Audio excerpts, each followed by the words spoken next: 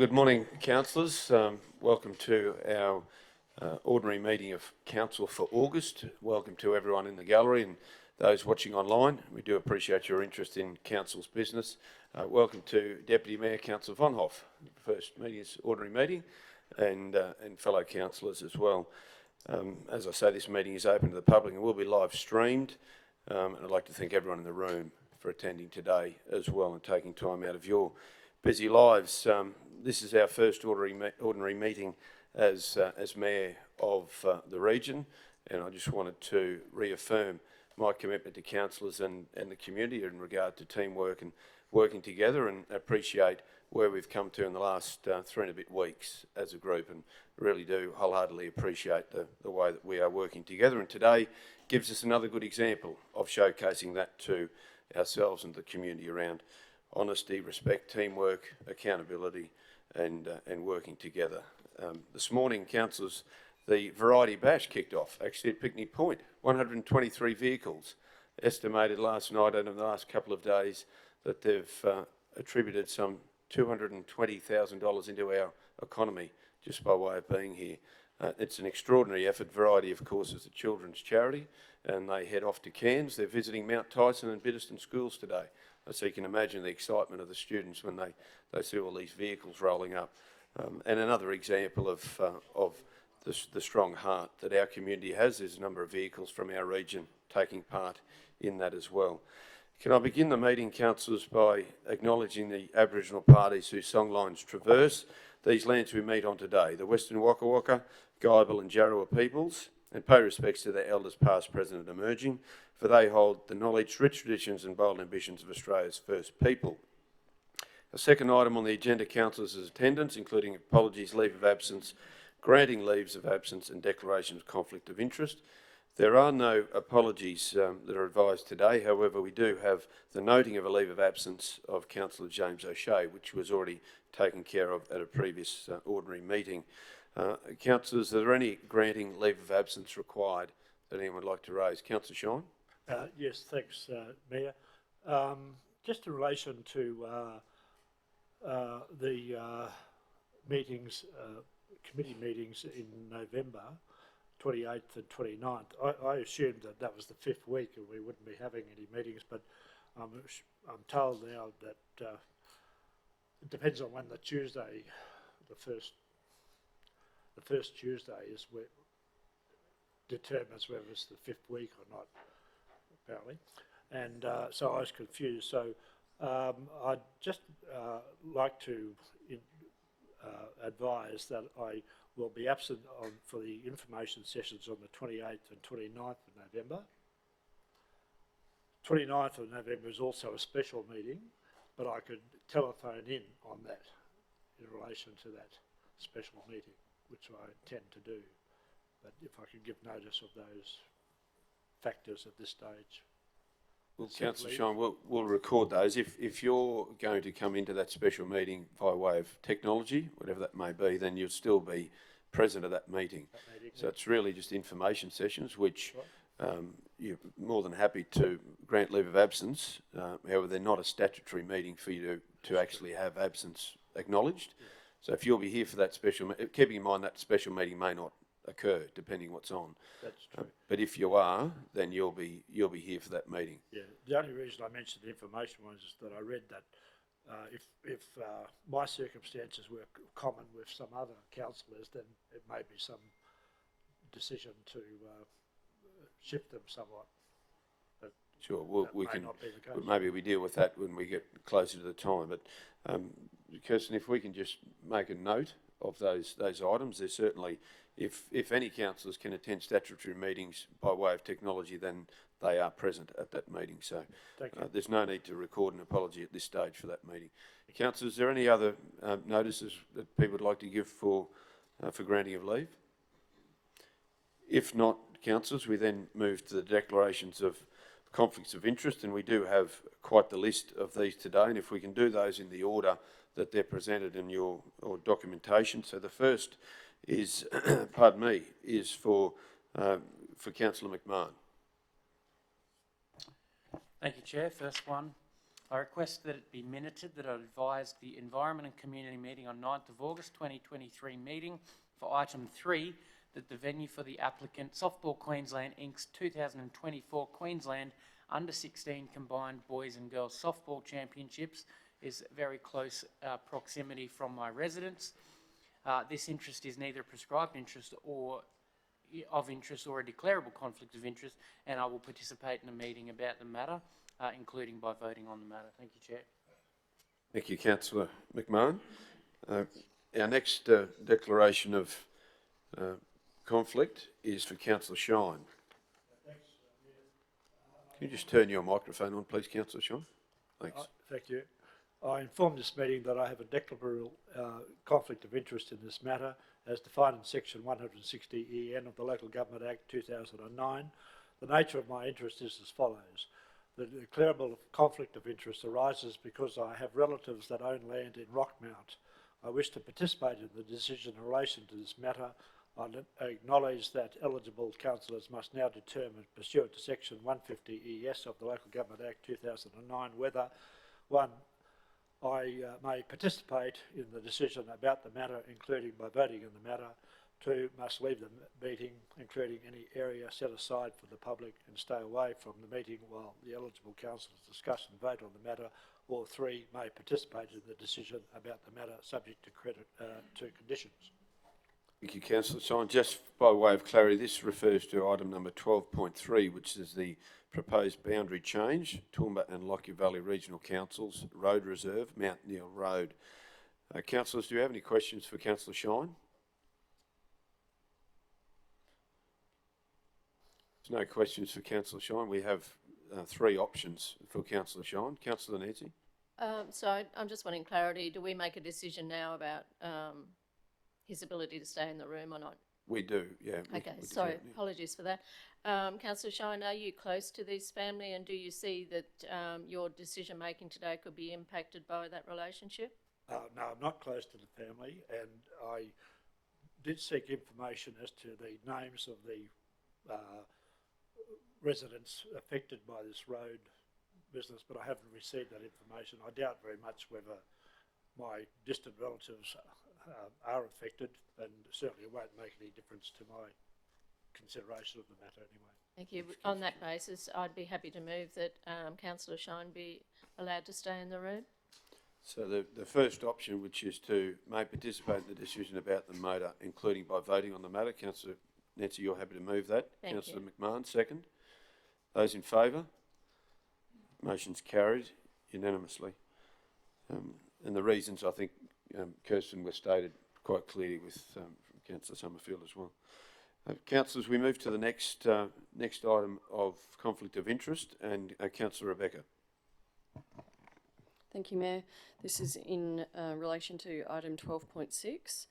I request that it be minuted that I declared a declarable conflict of interest in relation to item number 4 at the special meeting of Council of 19th of July 2023, and of my decision to leave the meeting while the matter was discussed and voted on. As the relevant circumstances have not changed, I will leave the meeting while this matter is discussed and voted on. Thank you, Councillor Vonhoff. Councillor Carl? Yeah, I'm not sure whether I need to do this or not, but anyway, because I didn't have a conflict of interest. But anyway, 12.6, alleged councillor inappropriate conduct. I request that it be minuted that I declared a declarable conflict of interest in relation to item number 4 at the special meeting of council on 19th of July 2023, and that it was determined that I did not have either a real conflict of interest or a perceived conflict of interest, as the relevant circumstances have not changed since the termination, that I do not have either a real conflict of interest or a perceived conflict of interest. I will participate in the meeting whilst this matter is discussed, including voting on the matter. I guess probably because I made a declaration, nothing's changed, so yep. Thanks, Councillor Carl. Councillor Melissa Taylor. Thank you, Mr. Mayor. In relation to item 12.6, I request that it be minuted that I declared a declarable conflict of interest in relation to item number 4 at the special meeting of Council of 19th of July 2023, and of my decision to leave the meeting while the matter was discussed and voted on. As the relevant circumstances have not changed, I will leave the meeting while this matter is discussed and voted on. Thank you, Councillor Melissa. Councillor Nancy. Thank you, Chair. 12.6 again. I inform this meeting that I have a declarable conflict of interest in this matter as defined in Section 150EN of the Local Government Act 2009.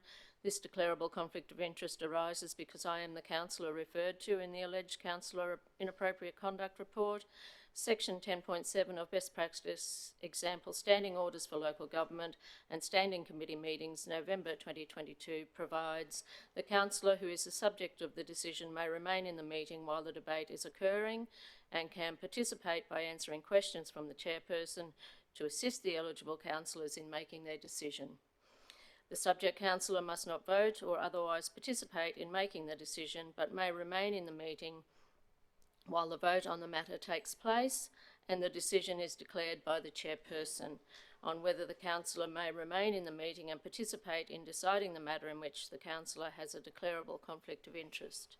I propose to act in accordance with Section 10.7 of Best Practice Example Standing Orders for Local Government and Standing Committee Meetings, November 2022. Thank you. Thank you, Councillor Summerfield. Are there any other conflicts of interest anyone would like to raise at this point? If not, councillors, if you or you feel any other councillor may have a conflict as we move through the meeting, please don't hesitate to alert myself or others of that conflict when that or if that arrives. We move then to item number 3, councillors, which is the confirmation of minutes. And the first motion is in regard to the ordinary meeting on the 18th of July 2023. Councillor Carroll was absent for that meeting, and I've been notified by Councillor Shine for an inclusion in the minutes. Councillor Shine? No, thanks, Mayor. I noticed that the minutes didn't quite reflect the Mayor's report in relation to the item under the 11th of July. In fact, he did not only confirm this at the meeting, but it did in fact intend. So I seek the following addition there. Quote, attended St Patrick's Cathedral on the occasion of the installation of the Most Reverend Ken Howell, Catholic Bishop of Toowoomba, unquote. Thank you very much, Councillor Shine. Appreciate that. Councillor, is there any other commentary before we move to the vote on the ordinary meeting? Kirsten will make that addition into the minutes for noting. There's the motion there is then before us that the minutes of the ordinary meeting of Council dated 18th of July 2023 be confirmed, subject to the addition of the following, of which Councillor Shine has just read out. If someone move the minutes, moved by Councillor Shine, seconded by Councillor Megan. Those in favour, that motion is carried. We move then to the second confirmation of minutes, which is the special meeting of Council, alleged council inappropriate conduct, 19th of July 2023. That the minutes of the special meeting of Council dated 19th of July 2023 be confirmed. I have someone to move those minutes. Sorry, Councillor Carroll, you weren't there. No, you weren't. Exactly. Well done. Councillor Tim. Moved by Councillor McMahon. We're seconded for that motion. Seconded by Councillor Kerry Shine. Those in favour? That motion is carried. Thank you. We then move to the special meeting of Council appointment of Deputy Mayor 28th of July. That the minutes of the special meeting of Council dated 28th of July be confirmed. Someone to move those minutes. Moved by Councillor Rebecca, seconded by Councillor Nancy. Those in favour? That motion is carried. Our final minutes for today for confirmation, a special meeting of Council, which was a development application the 2nd of August. That the minutes of the special meeting of Council dated 2nd of August be confirmed. Councillor Carroll and Councillor Melissa Taylor both were absent for this meeting. Moved by Councillor Rebecca, seconded by Councillor Shine. Those in favour? That motion is carried. Thank you, councillors. We then move to item number 4, which is business arising of the minutes of the previous meetings. There's no business arising. Councillors, we move to item number 5, which is presentation of petitions. Any petitions, councillors, today to bring forward? If there's no petitions, we move to item number 6, which is business of which the Mayor wishes to have considered at this meeting without notice Merrill Minute. There is no Merrill Minute today, Councillor, so we move to item number 7, which is the reception of deputation or delegations by appointment. It's great pleasure that we welcome Suzanne Voss to the meeting this morning, and invite Suzanne to come forward to present on behalf of the Toowoomba Hospital Foundation regarding the official capital project update of the Museum of Health, Darling Downs. Now, Suzanne, welcome to you. The microphone just to the side there, there's a little button on the right-hand side. If you can press that one, the light will come on, and then you're right to talk, which is for the audio for those watching online. And you've got 10 minutes, Yes, Suzanne. that will Welcome be a to you. challenge. Who's going to do the wind up? I'll give you a 1 minute call. Okay, lovely. Thanks. Good morning, everybody. Thank you very much for having me. I'm here representing Toowoomba Hospital Foundation and our CEO, Alison Kennedy, who hopes to join us, but may not make it.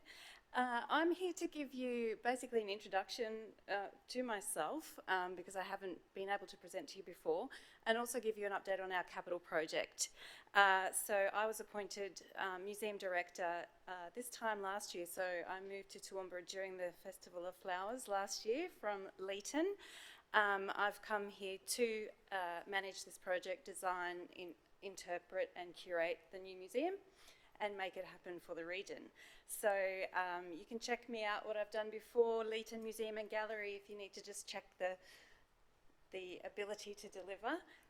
But we are very excited to give you this update.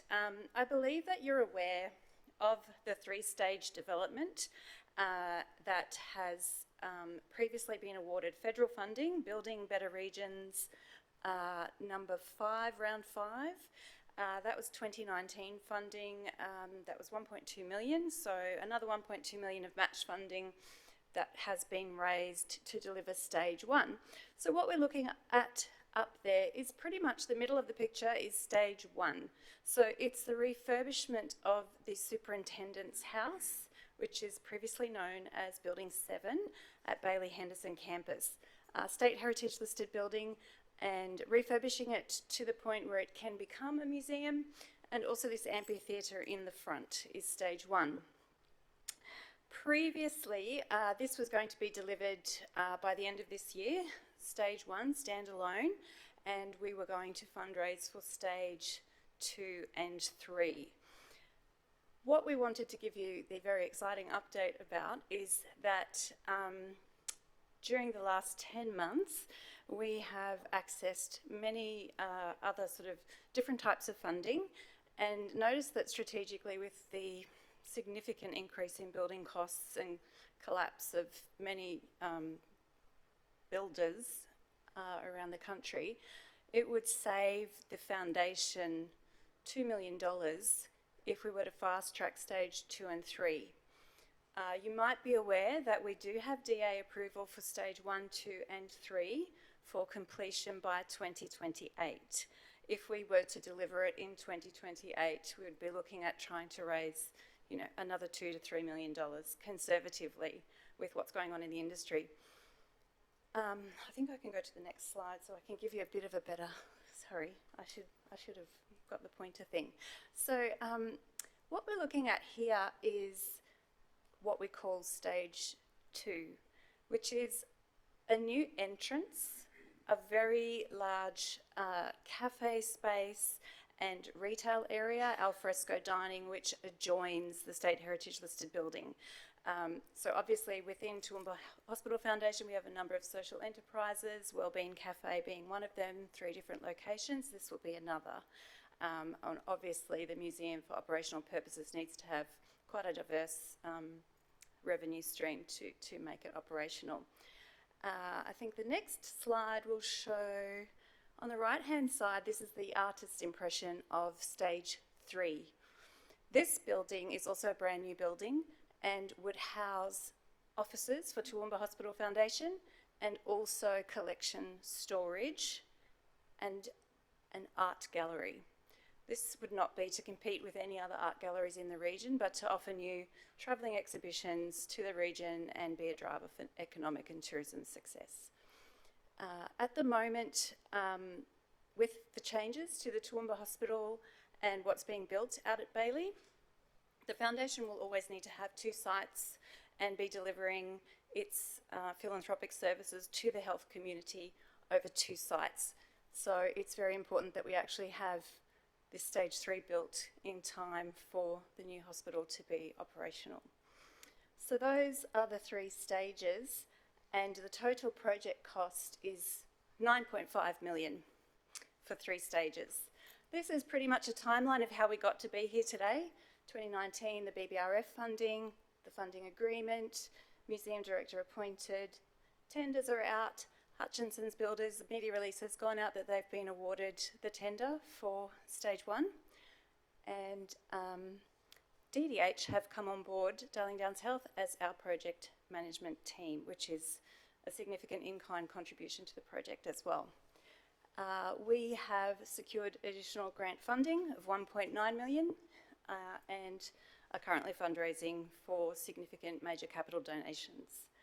The Toowoomba Hospital Foundation Board last month resolved to commit to stage 1, 2 and 3 in one go. Concurrent building practice, which will save the 2 million, and this project will be open for business August 2024, so just in time for the next carnival, and very well in time for us to cement our operations, our staff, our volunteers and our training hub in time for the Olympics. And that is the big news, the big update. We will be going to a D&C contract with Hutchies to save costs and create time efficiencies and make sure that we can deliver this project without impacting any of our existing donors and our THF fundraising events, which means that money still and always will go back to the health industry in the region. So that is the update. I think, have I done well? Oh, yes. You've done Let very me well. be You've got known, I 4 stuck minutes to to go. time. 4 minutes to go. You've Okay, done so extra you well, Suzanne. feel- So we might go to questions Yes, if you're please happy do. with that. Thank you. Councillor Shine and Councillor Rebecca. Yeah, no, thank you. Thanks very much for your presentation. I wasn't aware of that happening at all, which is really good. Just 2 things. Where is this building in relation to the new hospital? How proximate is it? And I assume that the refurbishment and the building of the museum, as you described, was never part of the original estimate of cost for the new hospital. It's quite separate from. Okay, so 2 things. Now you're going to see how I use my hands and how rubbish I am with directions. Sorry. Hogg Street on the corner, Hogg and Tor. Does that sound right? It's on the other side of the creek. It's completely separate to where Hutchies are currently doing enabling works for the new hospital. Very separate. It looks like there used to be historically a golf course. Very beautiful fairways and things like that. That's all I know about golf, by the way. Please don't assume that I'm a golf person. I'm not. It's absolutely stunning, and hence the design of the amphitheatre to really make use of that beautiful aspect. The other exciting part of its location is that it does geographically locate on the Bunya songlines. And if anyone wants to chat to me about the vision for the museum and vision for operations and Indigenous engagement, how we walk together and how we are basing this on the Uluru Statement, I'm more than happy to come and chat to anybody. The second question was the cost of the museum. So the actual design, curation, interpretation and the makeup of what the museum will look like when you walk in is not part of the funding. It's separate. It's my superpower. I often said that I'm a professional beggar and I like to find the money to do the things. So it is separate from all of those grant funds. Thank you. Thanks very much. Councillor Rebecca. Thank you, Mayor. Through you. Thank you, Suzanne. You were talking about the board's decision to bring forward stages 2 and 3, and that the idea and the justification being that the concurrent building practice would save $2 million. Yes. Can you talk us through that a bit more? Because I would have actually thought, given that it is such an expensive time to build, the inflation costs are so high at the moment that staging it actually would have been a prudent financial. Can you just talk us through that, please? So escalation costs with the construction industry at the moment, conservatively, we would be factoring in a 25% contingency, and that's on QS estimated costs. So what is a very difficult situation in the arts and cultural world, or even any kind of capital project where you're relying on federal or significant state funding, is that you have to be shovel or investment ready when you apply for those funds. And then, so you've done an element of design, you've spent all of this, upwards of 500,000 to get to the point where you are investment ready. And then you are working on, so for example, the BBRF funding, the 1.2, that grant application worked on a QS costing of 2015.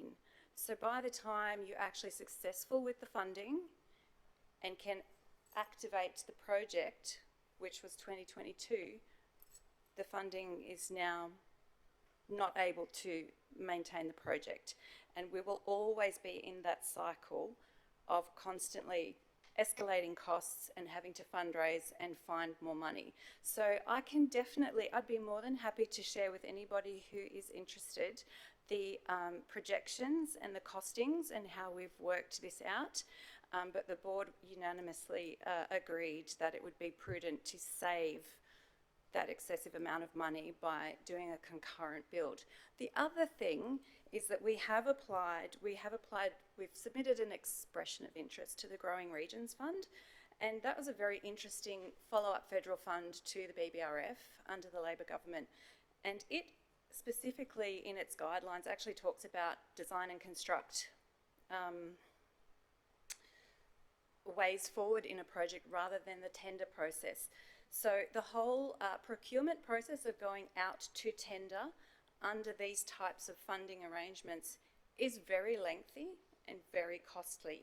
Because we have already procured and under all of the guidelines, Hutchinson's Builders, we are ready with all of the work that's been done, with all of our consultants and the DA approval, we are ready and eligible to fast track and cut out 6 months of that whole procurement process by utilising, luckily, Hutchies are able to do that, the DNC now. So it is a significant saving, and I'm more than happy to show you the numbers for the numbers people. Thank you. I guess underpinning it is the assumption that there's not going to be any winding back of the inflation for building materials. Yes, we're also sitting with the situation that as we get closer to the hospital build, the access to trades and subbies and consultants is going to be significantly harder. Thank you. Councillor Nancy. Thank you, Chair. Thank you for the presentation, and I know Alison's very excited about it, and it sounds like the project's in good hands, so thank you for that. I must admit that looking at that, my mind then went to, so that museum will bring extra people to the site, which means extra traffic, and so I can't help but raise the fact that we need to be looking at that Bailey Henderson CBD University light rail.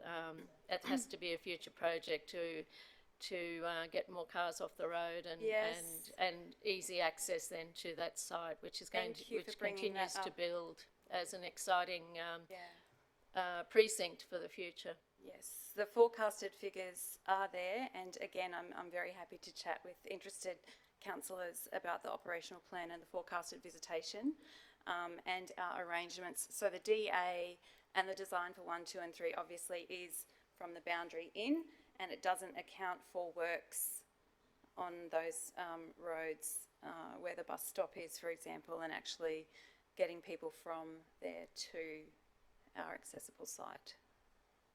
That may be a broader conversation to be having with our infrastructure services team, I'd imagine as well. Councillor Carroll. Thank you, Mr Mayor. Look, it's very exciting, and it's wonderful to see at least one of our heritage listed history places in history is going to be restored, and adding another, because health is one of our big drivers here. I do agree about the light rail, but I actually believe that there's an opportunity here for Queensland Health to lobby the Queensland Government and Queensland Transport for better bus public transport, because that's what they're responsible for. Light rail's out there, but public transport should be far better than it is now, and it's the state government that is actually responsible for that. And I would like to think that, perhaps you, when this is up and running, that you would add another bus stop to the bus route, I guess, as it comes out here. But certainly, local government's in the middle here, because whatever the state government does, they don't have to contribute to local roads. So we're putting pressure on our local roads, and our budgets are stressed beyond belief. So, we have the same issues with construction costs and other things, as everyone does. But I'm very excited about this and welcome on board. Hope you're enjoying being here. Absolutely, love And, it. Yeah, yeah. no, it's great. But you raise a really good point, because I think if we continue to be aware of what we're doing and work in partnership together, we can lobby. The federal Indigenous associations and those levels of funding by invitation are very excited about this project and the number of boxes that it ticks in terms of closing the gaps. And this is not a face value thing. It's a legitimate, real, genuine model to move forward. So I think if we can work in communication and in partnership as much as possible, I can see opportunity for that, because the Olympics are coming and it's going to be very well placed. If I could add to that, everything works much better when the three levels of government are working yes. together. So this is a marvellous thing for our community, so thank you very much. Thank you. Thank you, councillors. Councillors will say thank you to Suzanne. It's my pleasure. Thank Thank you you for very having much. me. So not only have you presented today, but you've presented to the community, so it's an update to the community, which is fantastic. So thank you. Please give Suzanne a round of applause. Great presentation, actually. Thank you very much. Councillors, we move then to item number 8, which is the reception and consideration of committee reports. Item number 8.1 is the Planning and Development Committee, and there was one item in that area, which was the Regional Development Statistics Report. So the motion there is before us, which will be to simply that the report of Planning and Development Committee dated the 8th of August 2023 be received, and the recommendations there and adopted. Have someone to move by Councillor Megan, seconded by Councillor Bill. Those in favour? That motion is carried. Item number 8.2 is the Water and Waste Committee. The Water and Waste Committee, there was again one item, which is the Platte Zone Water Supply Study. Is anyone needing to discuss that one? Okay, the motion is that the report of the Water and Waste Committee dated 8th of August 2023 be received, and the recommendations there and adopted. Moved by Councillor Rebecca, seconded by Councillor Nancy. Those in favour? The motion is carried. Item number 8.3, councillors, is the infrastructure report, and there was again one item that was in confidential. Does anyone need to pull that item out? The recommendation therefore is that the report of the Infrastructure Committee dated 8th of August 2023 be received. The recommendation there and adopted. Moved by Councillor Carroll, seconded by Councillor Melissa. Those in favour? That motion is carried. We move then, councillors, to item number 8.4, and again one item, community grant program, keeping in mind that we had a declaration earlier from Councillor McMahon, so we will record obviously the votes that take place here. Is anyone wanting to pull that item out? Councillor Nancy? Thank you, Chair. I recall we had quite a discussion on this one about having a table in the report so that we could see quite clearly the considerations, and I did go and check that report yesterday, and there weren't any changes to it. I just wondered, is that the outcome we had decided or not? Councillor, I note Andrew Allpass is in the room, and perhaps, Andrew, did you have a printout or did you have something to consider? So this attachment is part of the minutes, Andrew? It's part of the minutes. Okay, so there's an attachment from the minutes, Councillor Nancy. So therefore, councillors, nothing further to add. Needing to pull that item out, Councillor Nancy, we're happy to move. So the motion there, councillors, is that the report on the Environment Community Committee dated 9th of August be received. The recommendation therefore adopted. Councillor Tim, moved by Councillor Megan, seconded. Those in favour? That's unanimous, Kirsten, from your record-keeping perspective. Councillors, we move then to 8.5, which is the Finance and Business Committee report. There were 4 items in there, and it was flagged last week, Councillor Von Hoff, item number 4 to be removed. So any other items, councillors, that you'd like to be removed? There's no other items, councillors. Can we move then that the report of the Finance and Business Strategy Committee dated 9th of August be received, with the exception of item number 4, and the recommendations therefore be adopted. Moved by Councillor Shine, seconded by Councillor Carroll. Those in favour? Motion is carried. Item number 4, Councillor Von Hoff. Thank you, Mayor. Through you, so last week we had a conversation because in the absence of CEO Brian, we felt that it wasn't appropriate to ask questions of the acting CEO. So if we could go to the report, the operational plan progress report. I have a question through you for the CEO. So on page 7 of the actual report, which is page 7 of 159 of the actual report, this concerns the percentage of staff turnover rate. So we've got a target of 10% and an actual of 18.5%, and then the comments go into some detail. And it's something that we've talked about quite a lot in the last 12 months plus. But going through the rest of the report, you can see where the staff turnover rates play out. So if we go to page 16 of the report, there's another KPI that has a red cross against it. This is the completion of asset management plans and the link between those and the capital budget process.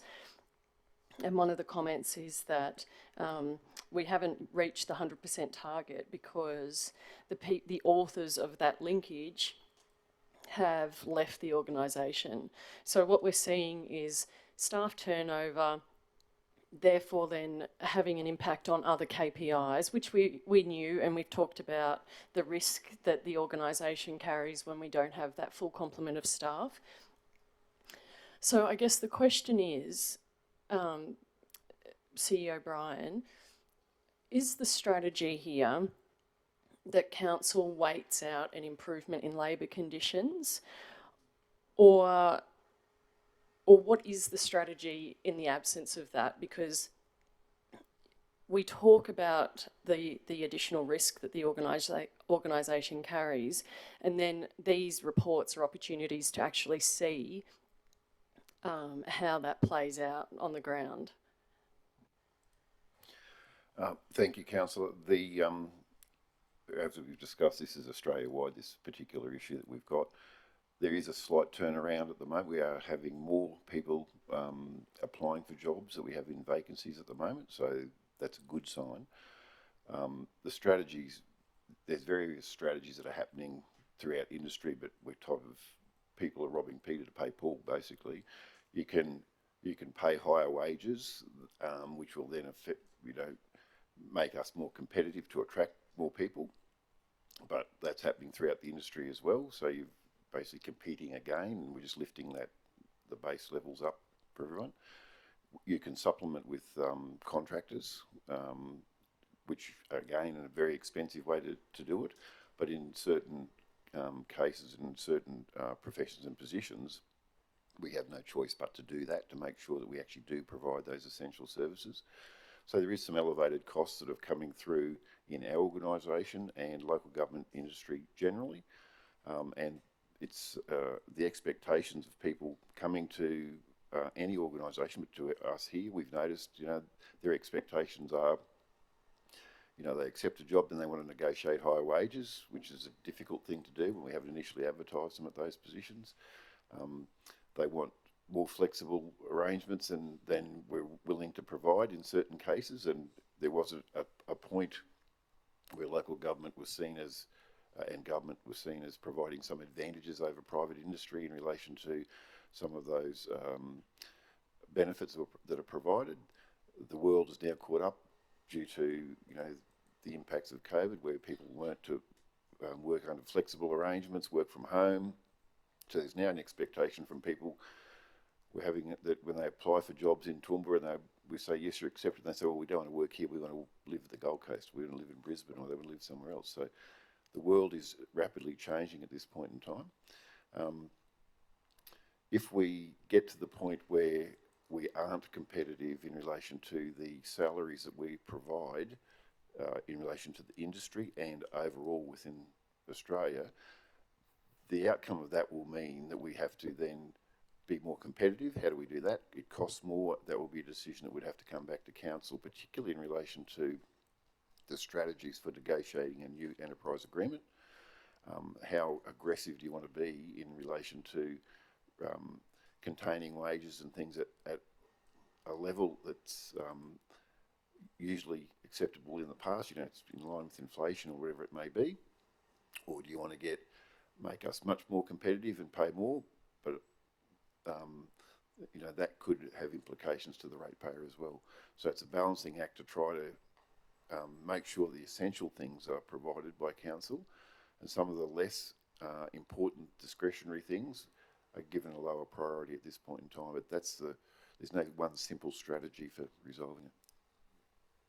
Follow up. A follow up, if I might. Thank you. Thanks, Chair, and thank you, Brian. So in those instances outside the enterprise bargaining agreement, where we do have underspend in our labour budget, and we do have those roles that are outside of the EBA,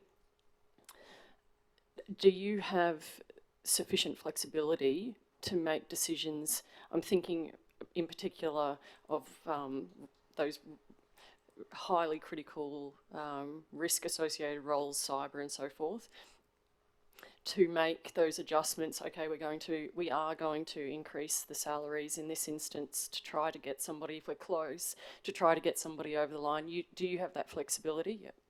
Yeah, the construct of our enterprise agreement allows flexible working arrangements and the things that are called workforce flexibility arrangements that would allow for above award payments, etc. And that's well and good to do so. And then you have to be very careful when you do that, because you can alienate other employees that are at similar levels doing similar jobs, saying, well, they're getting that, why aren't I getting that? And consequently, you can get an expectation that the overall base has been lifted for everybody in that particular area. We do that. When we do workforce flexibility agreements, they're an individual agreement with the individual, and that we try to keep those confidential. But that's probably very difficult to happen, and people know what's happening. So again, it's a balancing job to try to attract the right people, retain the people that you've got. But if you go above and beyond to some of the benefits you're providing the new employments, you can potentially alienate the existing employment. So, but we do have that flexibility, and in some cases it's quite a simple WFA, workforce flexibility agreement, that can actually bring them here. The other thing that is a little bit of unfairness potentially you've got to watch as well when you're recruiting people. You advertise it at a particular level, so you'll have people who read and understand it being at that level, then they come here and then they want to negotiate. So if you'd advertise it at a higher level and an agreement being available, you may have got a whole different pool of people that maybe were at the next level up.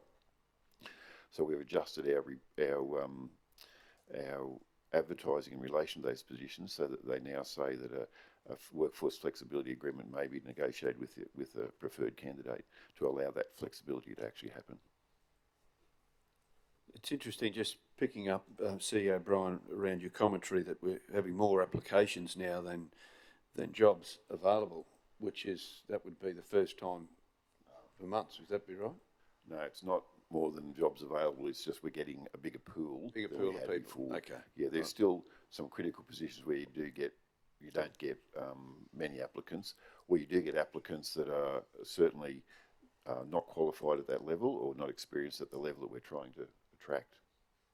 You're getting more applicants. The Queensland Government statistics came out yesterday for June, and we saw a drop from 5% unemployment in May to 4.4% in June, and the youth unemployment was at 6.7%, which was a 4.7% decrease over the last 12 months. So, you know, that's still probably still regarded as full employment, anything around 3 to 4%. So it's interesting how things are changing, perhaps.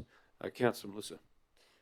Thank you, Mayor. Just on that same point, interesting conversation, but I think it goes back to what I've been asking for for months and months now, is our service catalogue and where we are situated with that.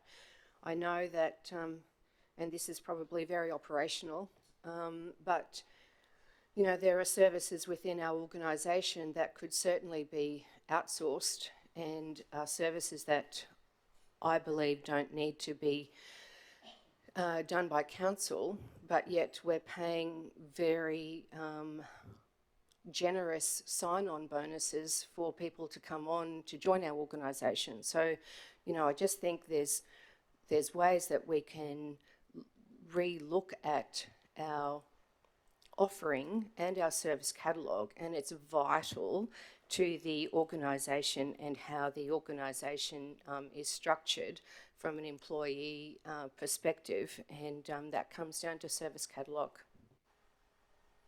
Thanks, Councillor Melissa. A good point, and we're certainly moving towards that level. We've had some briefings on it, and it's a bit of a journey we're on, but we're getting to a point for that. And nice thing to note, probably not relevant just right at this point to move this motion, but something that's certainly top of mind as far as working on, that's for sure.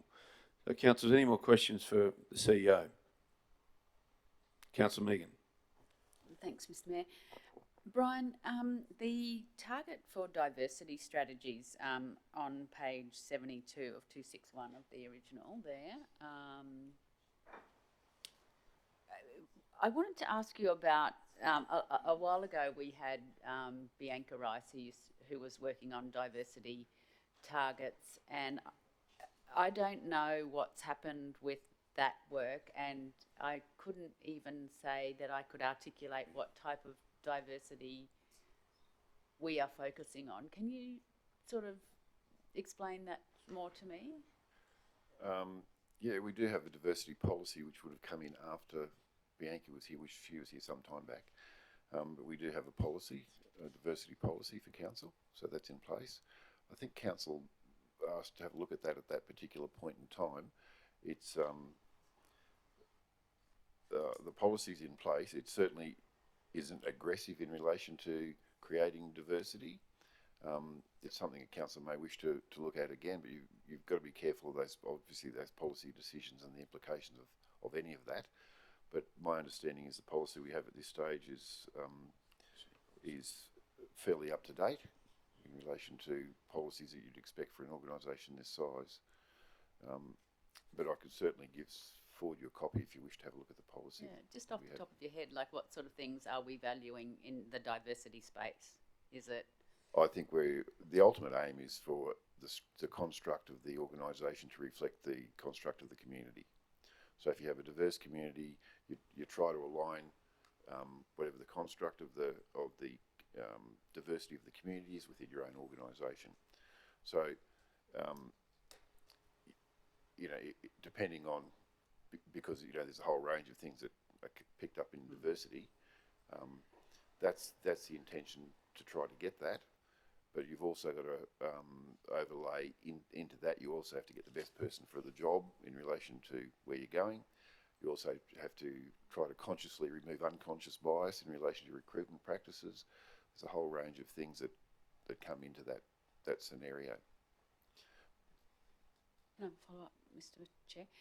So, Brian, is there any one person who's responsible for that at council at the moment?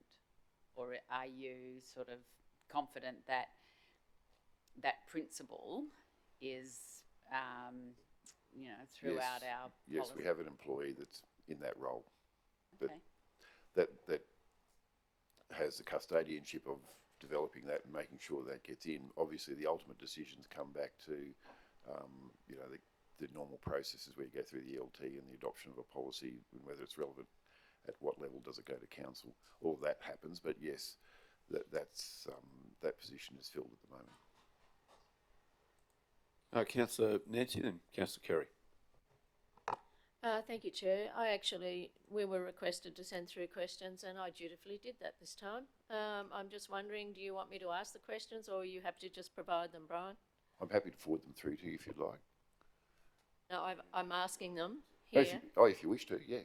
Yeah, so I'll ask it and then you'll answer it. Is that Yeah. what we're going to do? Yeah, you can do that. Or I can send you what the response No, I think it's I've got something back. we need to discuss here. That's the whole reason for it.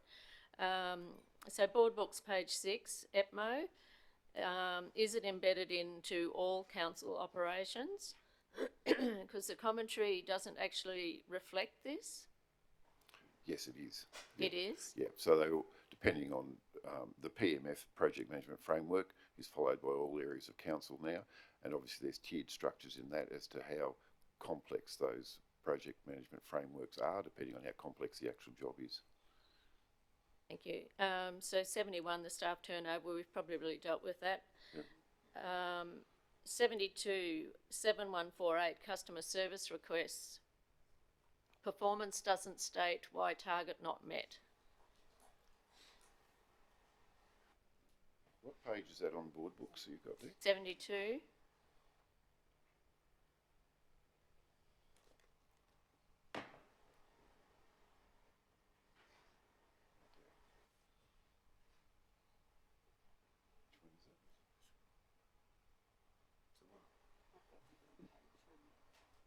You've got different page numbers. Is it KPI 107148? 7148, yeah. 7148. So it's that one you just had up on top there. This one here, Brian. Okay.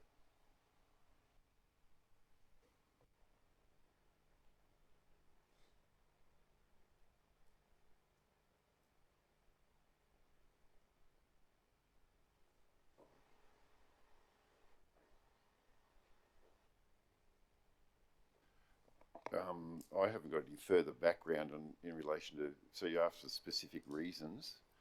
Okay, if you could get that, please. So there could be a whole range of varied reasons across that, but I'll see if I can condense that down to something that. Thank you. 6762 on the same page, implement suite of endorsed initiatives. Comment says are being implemented with delivery being measured this year, but it says it's 100% complete.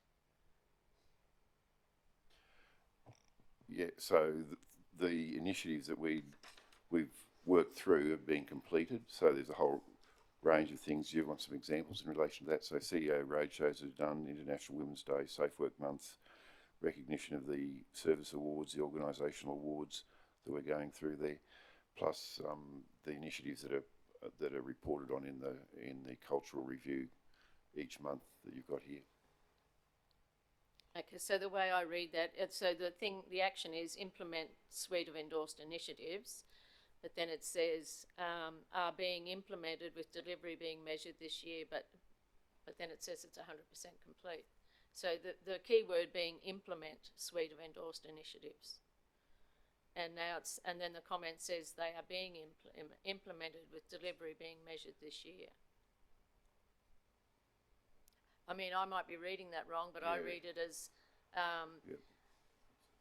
you've got your endorsed initiatives, but they're in the process of being implemented. Am I reading that wrong? Well, they were delivered. They have been implemented. Yeah, they have been implemented. So yeah, maybe the commentary commentary needs to be realigned. Yeah. So Board Books, page 73, number 6716. Local laws, it says nil. And 100%, obviously, because it was nil. So I just wondered, for an example, in something that I'm dealing with, is where the shopping trolleys local law sits in this. Yep. So in relation to the shopping trolleys, the progress has been made. There was an information session last year, which you'll recall probably in November. apparently there's work required to understand that the resource implications of making those proposed changes to the local law and the subordinate local laws in relation to that one.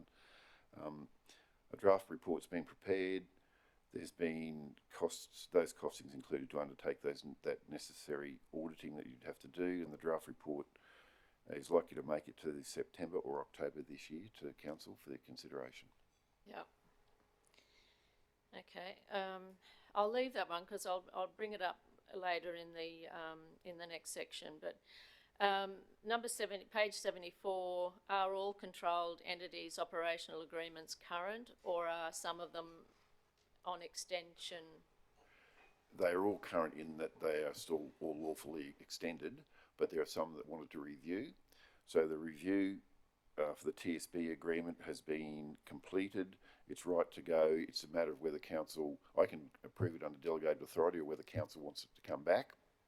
If that's the case, I can bring it back to the next monthly meeting if you wish to do that. If council could give us some indication of whether you're happy for me to just approve that. It's basically the similar agreement to the last one. But if council would like to have a look at that, I'm happy to bring that back to the next meeting. Just want to give us an indication. And the Empire? We'll cover off on the TSBE. Is this the final year of the third year agreement? Yeah. So this is the final year of the third year. This is to renew the whole thing. Well, it's current, yeah, but it's for council to. It is the review. That's right. So it's council hasn't seen it for the last 3 years. That's right. So this is moving into the next three-year period. Well, councillors need to have a session on that, and could I suggest that we have a session and then we have a session with TSB in regard to it as well, so that we are all on the same strategic outlook. So that's, you can take that offline, Brian, but I think councillors are of the mind that we need to work. Well, councillors recall we've got to do a workshop with TSB on the Olympic Games funding agreement, so we could probably tie that in at the same session. That would be good, thanks. So, and both of those documents have been developed, so we can distribute those to councillors. You can have a look at that, then we can have that meeting with council and TSB thanks. To go through there. Thank you. And the Empire Theatre agreement, I think Councillor Nancy was... Empire Theatre, it's current, it's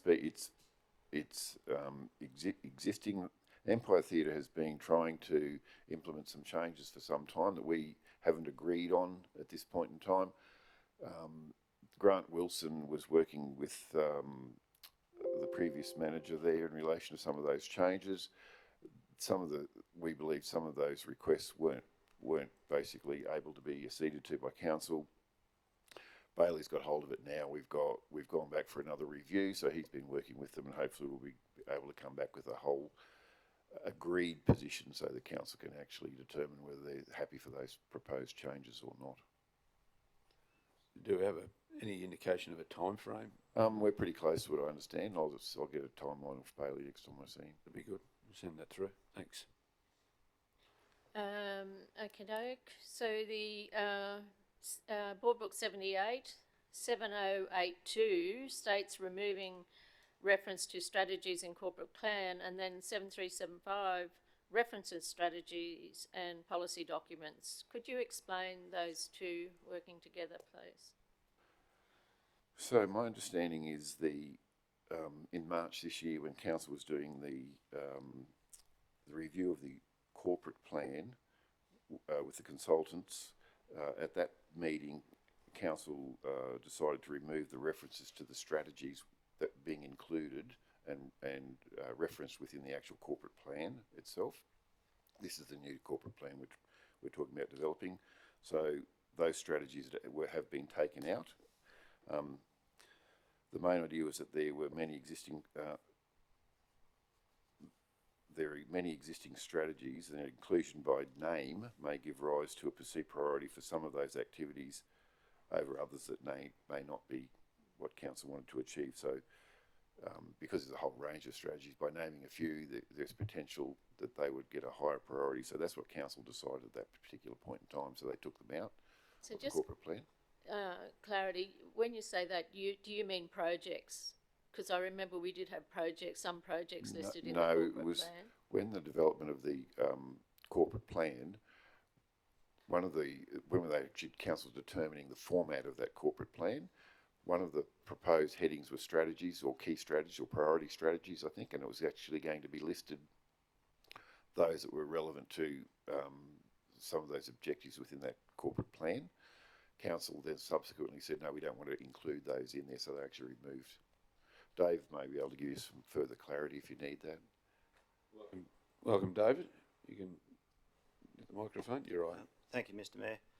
Yes, Councillor, you may recall in that meeting, yes, there was removal of individual projects and references to individual strategies, but it was felt by councillors that the key priorities, and particularly the foreword at the start of the plan, the draft plan, that foreword by the Mayor and the CEO, which gave reference to some of the broader things that were happening, the 32 Olympics, fast rail to Brisbane, etc. Some of these broader strategies were referred to in that document. We have some 60-odd strategies approved by council, and they have various levels of approval. Some were approved fully, and some were approved but in consideration of budget expectations, etc., year by year. So council made the decision to pull those out. Thank you. Same page, 7275, no comment. Could you please provide a comment on that one? 7275. Mr Mayor, that might be... That's one for you, David, as well. Yes, Mr Mayor. If we look to the top of that section, and if I could ask councillor which page number, I don't have access to. Oh, sorry, 78. Oh, you're not on board books? Hang on, I'll have to swap over to this other. What is it? 14?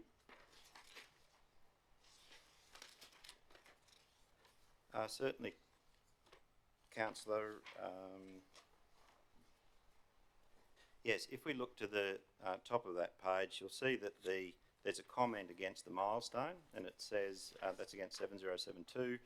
A revised CapEx prioritisation framework was endorsed by ELT to guide the 23-24 capital budget build, which was done. Now, an oversight on our part, I suppose the officers were seeing that as a group. We should have copied that comment and put it against the KPI as well. The reason it's showing at 90% is that things have moved on, and we are further enhancing that prioritisation framework with a view to 2024, 25, 25, 26. Thank you. So one more page, 79, 6614. It says all transport assets have not been synchronised. Does that mean none have or some have, but not all? I couldn't understand. So it says all transport assets have not been synchronised. Apparently that's a typo. It should have been transport assets have been synchronised, not have not been synchronised. Okay, so that's an important one. Yep. 6614, it's, the comments were unclear, also stating slow progress on improvement plans, yet says the whole suite of works is 95% complete. Councillor, could I ask what page that is in the report? I don't have access to board books. 79, no, 12.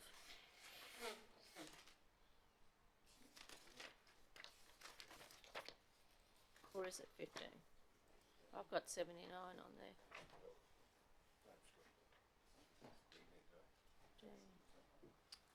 Yes, it is 15, sorry. Yeah. Oh, I was going on the pages of the old previous report. Sorry about that. Thank you, councillor. Through you, Mr Mayor. The comment, and you have raised issues about the comments generally in our ops plan reporting. I would make the point that officers, and we need to reinstil this in officers. They tend to comment in these reports on a monthly basis. I take the point that at end of quarter, and particularly end of financial year, the comments should more reflect the entire year, or indeed year to date, and we will correct that in future. What the officers are referring to there is that the work is progressing particularly well, but there has been a challenge in achieving core maturity by the organisation overall. If you look at the comments against the overall action, there's probably better detail there. Core maturity has been difficult for us to achieve, but in fairness, we're unaware of any other local authority in Queensland that's achieved core maturity under the framework. We're working towards that. Our information from QAO is that the average across the state sits well below core, and we're at 2.8 out of 3, 3 being the score for core maturity. We're not far off, but it does require an overall approach by an organisation to achieve core maturity, and we're still working towards that. So the officer's comments are saying that there are challenges there in terms of, you know, we've done very well, but there's still much work to do. Thanks, Dave. Appreciate that. And just on the note of your comments just now, I'd just like to say that at last week's committee meeting, I raised quite a few questions as a result of the inconsistency in the reporting. Given these inconsistencies, I think it's important to take time to focus on the significance of the OP plan and also the Capital Works program and what it means for our organisation. These dashboards are the measure of our council's program of delivery across the region each year. They are the historical data reflecting outcomes for a region during our terms on council, a reflection of our tenure, if you will. And this OP plan in its current form does not accurately reflect the many outcomes performed by our dedicated staff in the last financial year. Having read most, not all, of this large document, there were two key inconsistencies that stood out to me. One was that many of the comments didn't reflect the KPI or the milestone it was referring to, which therefore then conflicted the percentage achieved. And the other inconsistency was that some comments reflected the full year, which in my view is the correct way to go, whilst others reflected the last quarter and the odd one reflecting the last month. The acting CEO advised me, in relation to updating the report with a consistent approach to quarterly versus year-to-date updates, isn't possible in this time frame. There are dozens of contributors to content across the organisation. This points to a process improvement opportunity, and I will suggest to the coordinating branch that some work needs to be done on standardising the approach across the organisation and ensuring appropriate instruction and education is provided. And I truly understand that it would be complex to update it by today, as it is a very large document with contributions from across the whole of council. It is up to councillors today whether you endorse the OP plan that is before us with its inconsistencies, or if you would prefer to have an accurate reflection of the full year's activities recorded and bring it back to us next month for consideration. Whatever council decides, please don't judge me for what I believe is doing the job I'm paid to do, which includes reading the OP plan report, noticing inconsistencies, and asking the questions. I would definitely much prefer receiving a report that didn't require me asking hard questions, and I'm sure our dedicated staff would prefer a report that truly reflected all their efforts throughout the year. Thank you. Councillor Nancy, are you suggesting a motion? Because at the moment we don't have a motion on this item number 4. I have another question from Councillor Kerry. So, Councillor Nancy, did you want to put forward a motion, or are you happy for me to continue with questions? Well, we have two options. We can either put forward a motion that it be deferred till next month and be more accurate to reflect the hard work that's been done across the organisation for the whole year, because it is a record for history, or we can just vote on what's before us, and it can either be a yes or a no, and if it's a no, then we have another motion that it be updated to reflect the true work that's been done by the organisation. Just while you're contemplating the wording perhaps of what that could be, I might just ask David, from a functional, obviously this also ends up in our annual report for council as well, which will be in October. Is there something from between now and next week, an opportunity to have some consistency across there? And I'm asking this question because we also have a responsibility to keep the wheels turning as well. So I just wanted a practical answer and approach. Thank you, Mr. Mayor. I might make a broader comment first. Firstly, last year, you might recall BTS came to council to talk to the issue of the operational plan and how it might be structured in future. We benchmarked against other local authorities. Currently, the operational plan is sitting at 160 pages, this report, the Ops Plan report, which is several times what other local authorities typically have. We also have the CPR reporting, access to Power BI, and of course there's the group reports. We are as an organisation putting a lot of work into the reporting, and as we decided last year, if that is council's choice, we will continue to do that. It could be that when we look at the comments, I suppose comments are seen by many officers, and yes, I appreciate we need to do some more training here, but comments are seen by officers as a way of adding a greater level of depth, if you like, or perspective to the calculated numerical record of progress. There is only a certain number of characters within Tech 1 to provide a comment against each KPI or milestone. We could go back and spend resources modifying those comments.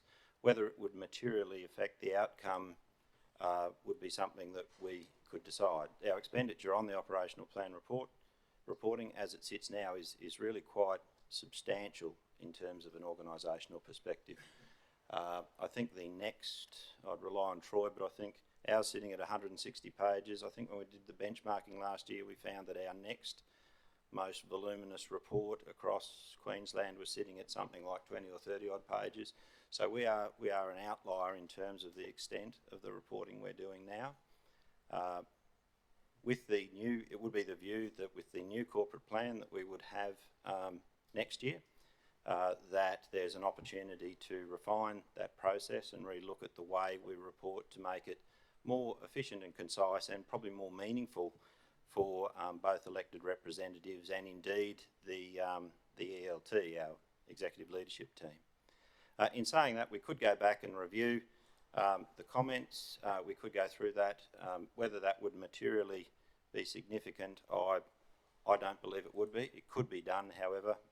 Probably the investment of quite a lot of resources. It takes input from 140 people to put the Ops Plan report together, and then subsequent approval by general managers. So perhaps, Councillor Nancy, if I could just flag maybe an intent that we receive this item, noting inconsistencies to be improved upon. There are a couple there that definitely need changing. The not particularly in one that you brought out today, which was opposite to what I'd actually read, and we've made notations of that. So perhaps it's, given what we've heard, perhaps this is a good opportunity for us to interrogate more the operational plan that's before us for this current year, and it may be that we receive this, noting inconsistencies for improvement in the current operational plan for 23-24. If I could just leave that in your mind for a moment. Councillor Shine and Councillor Megan. Thanks, Mayor. Just going back to the question that Councillor Megan asked about diversity, you'll recall last week that you, Councillor Megan, Councillor Tim and myself, might have been somebody else, attended the Chamber of Commerce disability breakfast, and very impressed by the speakers there and their endeavours to foster employment of people with a disability. Does our diversity policies or approach cater for disabilities, and if so, to what extent? CEO, you, Councillor Vincent. I haven't got that policy in detail before myself, Councillor. I suppose I'll go back to, we have to facilitate people with disabilities within our organisation, have to make reasonable measures to to ensure that they can assist them to function within our organisation. I go back to the original statement that I said about the structure of our own organisation should reflect the structure of our community. We do have people with disabilities in the community. It would be a measure of success to have similar reflection of people with disabilities within our organisation. What is difficult though is actually ascertaining that you do have people with disabilities that actually work for you. It's whether they declare it or not is difficult, and you can't insist that they declare that they have a disability. So there's a few other complexities you have to deal with in relation to that. Where there are obvious disabilities that people have or obtain during their employment, we have to take reasonable actions to ensure that we can facilitate their normal operation within our organisation. But for the purposes of specifically a question, I will have a look at that policy and respond to you in relation to that. Councillor Megan and Councillor Tim. Thanks, Mr. Mayor. Just jumping around a bit all over the place. Dave, can I ask you a question about the comments that you made about our operational plan being 160 pages and other councils being perhaps 20 or 30 pages? Was that what you said? Certainly, councillor, that's correct. We are an outlier.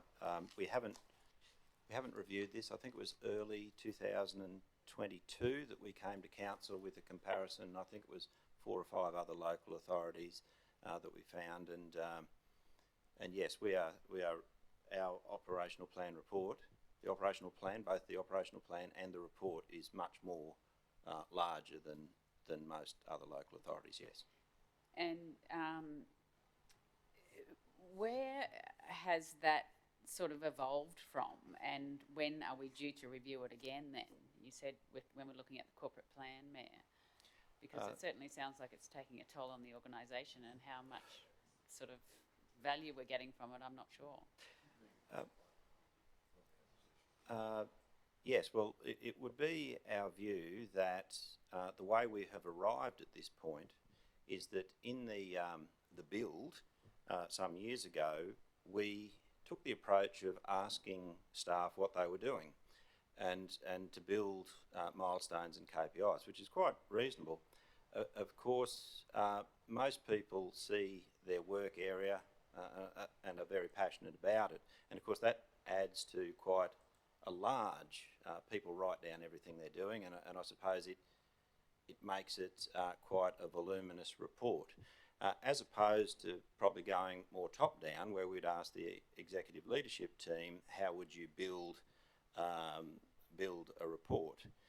So there is a level of detail I would feel, and some of the measures aren't as meaningful as what they perhaps could be, in my humble opinion. It could be something that is made more concise and more meaningful. Yes. To extend on that, with a new corporate plan, which is structured a little differently. In fact, our previous corporate plans are also quite lengthy, and if you then have actions and milestones and KPIs against every item, every strategic action in your corporate plan, of course, it makes it bigger and bigger. You've seen the draft corporate plan, which is, I think, more concise. Our feedback is that it's an easier read. People are relating to it in our early stages of consultation with both staff and the community. And from that, if you were to build an operational plan from that, it's likely to be more concise, more meaningful, more able to be measured, and I think of more use to elected representatives and the executive team going forward. Thanks, Mr. Mayor. So, Dave, just given that information, thank you. When would we be having the opportunity to do that, do you think? We're on track with the corporate plan. We expect to bring that before council in October. At that point, we would have a new corporate plan. Indeed, we've actually started to do a build on a likely operational plan flowing from that, because the first half of next calendar year is somewhat busy, and we need to have that in place before 30 June. Obviously, that's the rules. You need an operational plan prior to the end of June. So we're already contemplating that build now. That will go, obviously, to the executive leadership team and then before council. So obviously we've got our current operational plan, but this is moving forward for 24-25. Councillor Tim and Councillor Rebecca. Well, thank you, Chair. A quick comment, if I could, some talk about diversity in the workforce and people with disabilities, and I suppose as the chair of the RADAC, this has been very much a focus, allowing people with a disability to be employed at council. Things like our employment contracts used to say you must have a driver's licence to work at council, and people with disability who don't have a driver's licence and can't get one but are still perfectly qualified to attend work and hold their position. So things like that in the contracts is work that RADAC's been looking to do to take it out of the contract. I too was at the breakfast and thought it worth pointing out. I was sitting next to a gentleman who was an NDIS provider, and he was very keen to tell me that one of his clients had just recently started work with the Tempo project in council and was singing its praises in what council is doing, employing people with disabilities. So I just think there have been a lot of steps made in that department. Still work to do, I suppose, and I'll just leave it as a comment. Some work has been done in this space, but it's probably larger than council. It was actually a hard thing to attend the anniversary of the Yazidi genocide, and we have a large Yazidi population, some 5,000. But I was introduced through council's multicultural staff to two gentlemen who were qualified engineers in their homeland of northern Iraq, but their qualifications weren't yet recognised in Australia. And I think we're at this crisis point where we need engineers, and my conversation with Mike Brady around the lunch table is that nationwide we're looking for about 100,000 engineers, and we have these people who are coming to us from diverse cultural backgrounds who are qualified in their homeland to do the work, and I think recognising those skills here, and it's a conversation we've had before, but certainly when we look at diversity in the workplace, I'd like council to play its role in working with people to have qualifications recognised across countries, but certainly in the disability space, I think council is doing some really good stuff in that as well. So I'll leave it as a comment. Thank you. Thanks, Councillor Tim. Councillor Rebecca and Councillor Carroll. Thanks, Chair. Thanks, Councillor Summerfield, and thank you, Dave, as well for your comments. I think it is a large document. It's large for councillors to read and to go through. It's large for officers to write. And I thank Councillor Summerfield for her thoroughness in going through it. I think that in terms of the size of our document compared to other councils, personally, I feel like this comes down to trust, and that there are opportunities moving forward as the organisation hopefully builds trust that the size of that document might be revised. But as it stands this morning, I think it is difficult for councillors to receive this report as is, given the inconsistencies that Councillor Summerfield has raised. So I think that, Mayor, your suggestion of the addition of the words receive noting the inconsistencies for improvement is probably where I'd be comfortable landing, so that we are taking into account what has been raised both by Dave and by Councillor Summerfield. Thanks, Councillor Rebecca. Councillor Nancy. Councillor Carroll, sorry. Thank you, Mr. Mayor. Look, I totally agree with that, and it was brought to us. I do believe it was last year, and it's getting bigger rather than getting smaller, and that's fine as long as it's meaningful. It isn't meaningful to me. It's too big. It's way too big. And when we're talking about lack of resources, it has been mentioned by David that it takes a lot of resources to actually go, but we need to decide, and it will come back to us, what's meaningful, what isn't. I agree that it lands on trust, and I think that it also needs to be meaningful, not just to us, but to our community. And we are way, way, way too big. And I am very aware of other councillors. Some have only got less than 10 pages. And they're very meaningful, the community can go over them and others. But that's a conversation for another day. I think that I agree with that, but I'd be actually happy to move that we accept it at the moment, because I think, and I do thank Councillor Summerfield for bringing those forward, but we've had good replies to all of those queries, I believe, and I'd be happy to move its adoption, actually. Just giving courtesy back to Councillor Nancy in regard to Kirsten, have you had an opportunity just to do a bit of put a bit of a word up there? Oh, wow, look at you. That's amazing. Thank you.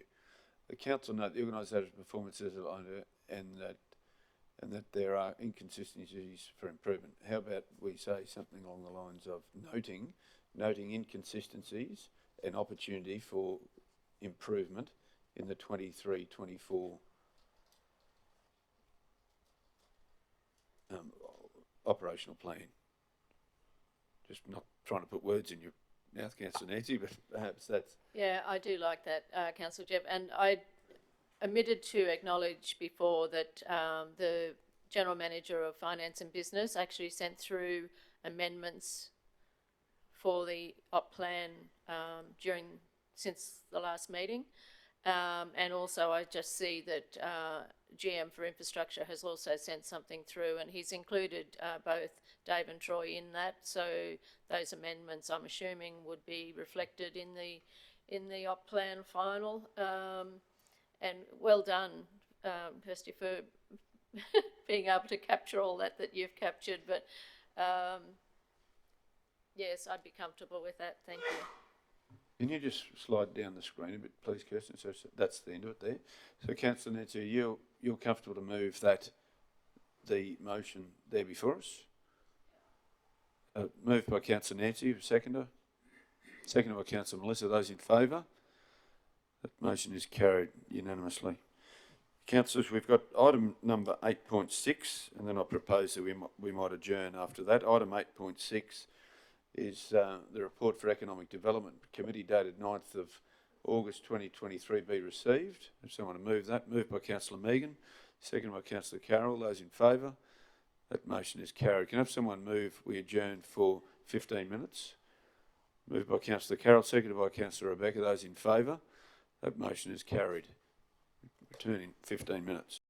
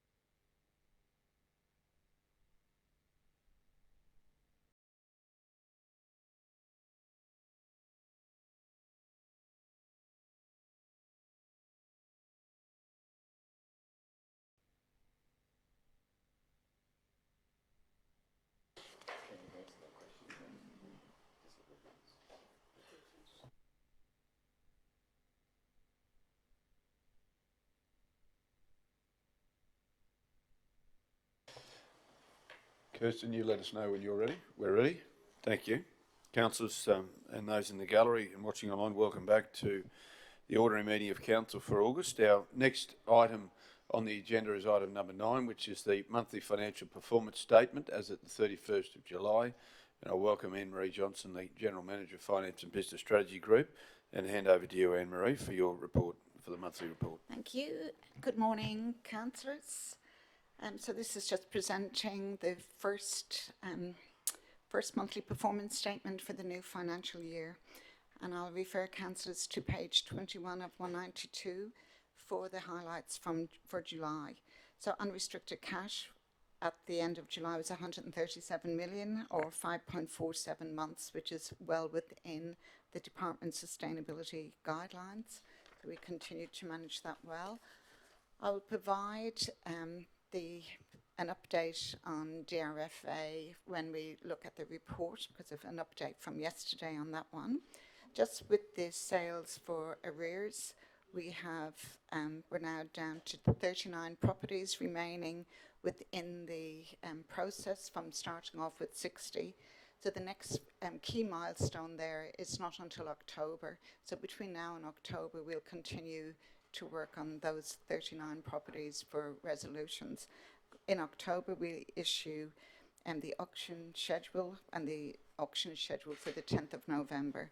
So typically, or on average, we have about 5 properties usually remaining in the process. If we move along to the consolidated financial performance statement on page 26 of 192. So as we would anticipate at this stage, in the financial year, operational income is tracking to budget, and the variance there is less than 1%. So slightly below budget. Rates income is in line with the budget expectation. So at this point in time, there are 54 properties that have yet to be levied for rates.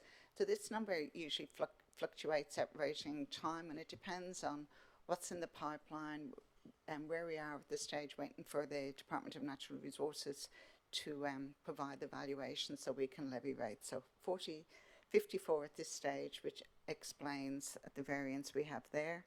Fees and charges tracking below budget. This is directly impacted by our MPC contracts. We're unable to claim the income associated with those contracts until the work is completed, so completely finalised. And there's a minor variance there, as you can see, for interest received. So interest rates have stabilised over the last couple of months. At the time of developing the budget, this is what we anticipated the interest would be. So slightly low, but something that we will continue to monitor during the year. We're hoping with as the interest rates do stabilise, it will be easier to forecast that component of operational income. And our grants and subsidies, again, just a $32,000 variance at this stage. Looking at just before you go any further, Councillor Shine, did you have a question in relation to those? Yes, if I could, you just touched on the interest situation there. I take it that we were a little bit more optimistic, or at our predictions, or we have less in the kitty there to generate interest. Yeah, that's correct. Yeah, so at the time of developing the budgets, we adopted the budget at the beginning of June, and then we had 2 consecutive months with no increases. So we're hoping with a more stabilised environment, it'll be easier to forecast, or more accurately forecast this. Also on that page, which is page 24, just the next item down, operating expenditure, the materials is down quite significantly as well. So that's directly related to DRFA works. So although we have, so that's slight overspend in operational labour. So at the time of developing the budget, we didn't anticipate our construction and maintenance crews to carry out as much of that flood recovery work. So we have found that they are doing some of the work on the ground, which is a great result for council, directly impacting bottom line and sustainability. But with our outsource work, which will be reflected in that materials component, they haven't actually commenced work on the ground at this stage. So this is just a timing difference. And when we're when we bring down the budget. So we bring down the full year amount. So in that case for materials, $192.9 million. Then we've got to look at how we're going to phase it across the 12 months. So at the budget review, there's a chance to review both the amounts and the actual phasing, so we can adjust those. And just finally, under capital revenue, there's two items. The first and the last dot point was 100% variance. Could you just comment on those two as well? The grants and subsidies and the sale of assets. That's on page 24.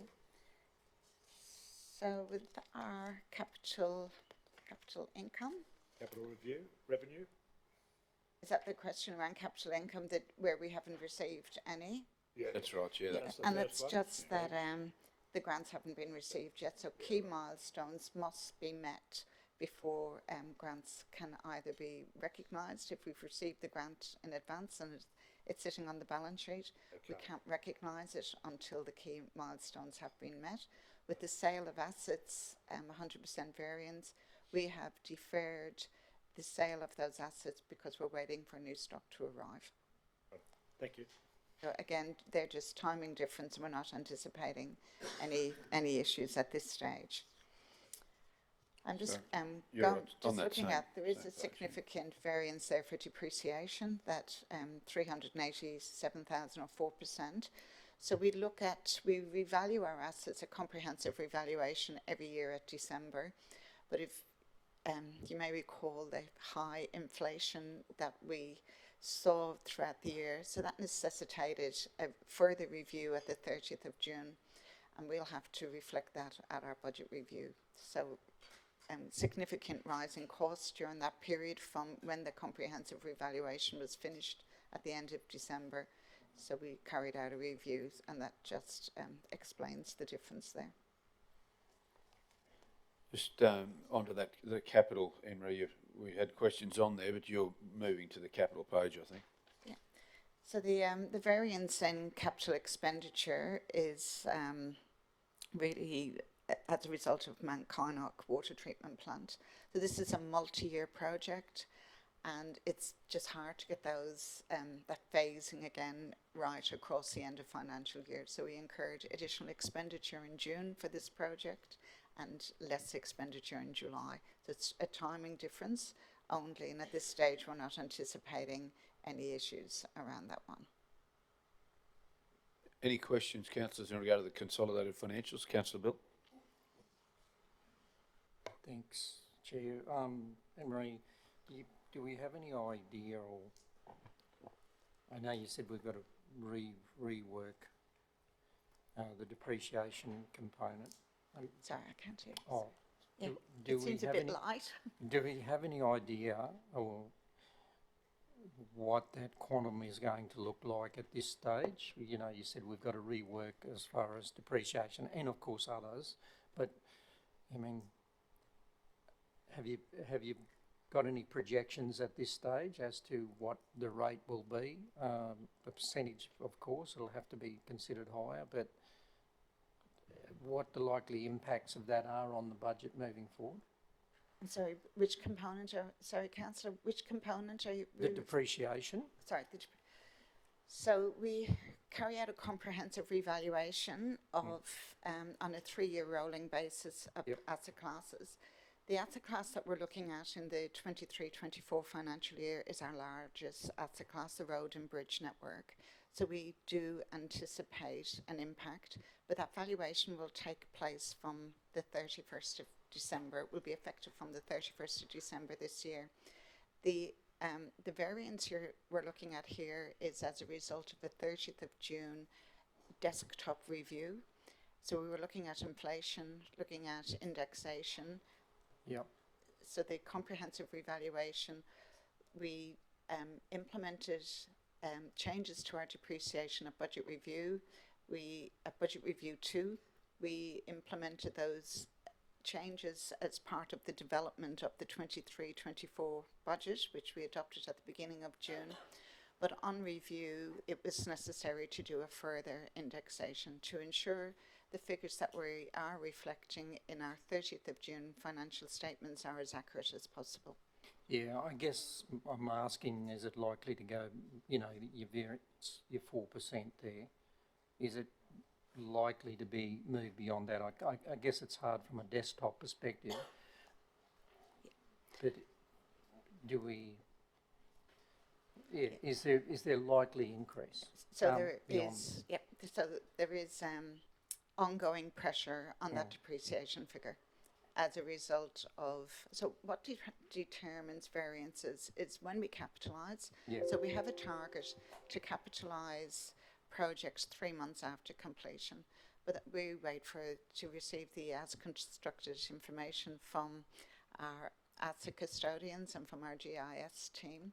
But we try to get, so if there's any delay in delivering capital works, that will in turn impact when we create the assets and start to depreciate them.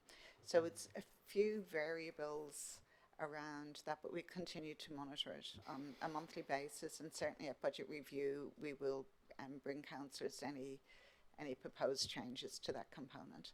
Yeah, it's definitely a watch, isn't it? Because in up and down climate, we don't want to, or more so this, the last thing you want to do is fall behind on something like that, because it's got a sting in the tail at the other end around our sustainability stuff. It's a huge component of our, it's a main area of focus for our Queensland Audit Office for the annual audit, and it's a significant area for us to keep an eye on.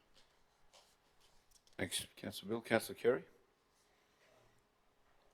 Thanks, Mayor. Just again on the capital works expenditure in July, that table there, the total shows expenditure of 2%. If it were evenly spread over 12 months, it would be 8 point something or other % per month. I take it we're not to presume that we haven't done work up to the usual standard that you would expect every month. It's just that the payment hasn't been necessary within that period of time. Is that? Yeah. So this table that we're looking at here is just actual invoices that have been receipted at the time, so it doesn't reflect the work that has been carried out. So invoices receipted at the 31st of July.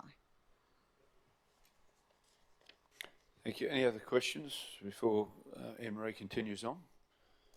If not, Anne-Marie, you'd like to I'm continue? happy to move on to the DRFA report, page 30 of 192. So just an update on the report that councillors have there. All the February 2020 events have now been closed out. So they're the first 2 events you can see on that report. So they're completely finalised. So they weren't quite finalised when we were putting this report together. And the February 2022 event, there are now 17 of those 21 submissions have been approved. And this is up to yesterday. And we note that 74% of the values of the submissions have been approved. So that's something that we've spoken about previously, that we apply for a set amount of works. This continues to be a risk for council, so 74% approved. But just on the 2020 results there, Anne-Marie, we've got life-to-date actuals, they're closed out now. Do you know how accurate that was from a forecasting perspective from the net result? What we were chasing. I'm happy to take that one on notice. If you wouldn't mind, that'd be great. Just whether it's a gauge for the next time. Councillor Rebecca. Thank you, Mayor. Through you, thanks, Anne-Marie. I'm grateful for the inclusion of this in the papers. It probably makes me have more questions than I did before I was seeing it. So, just broadly speaking, when you say that 74% and a percent, it's a fairly high percentage, but a percentage of our submissions are approved, and the risk that's associated with that, is it the case that assessments are made about whether or not they are funded or not, are made on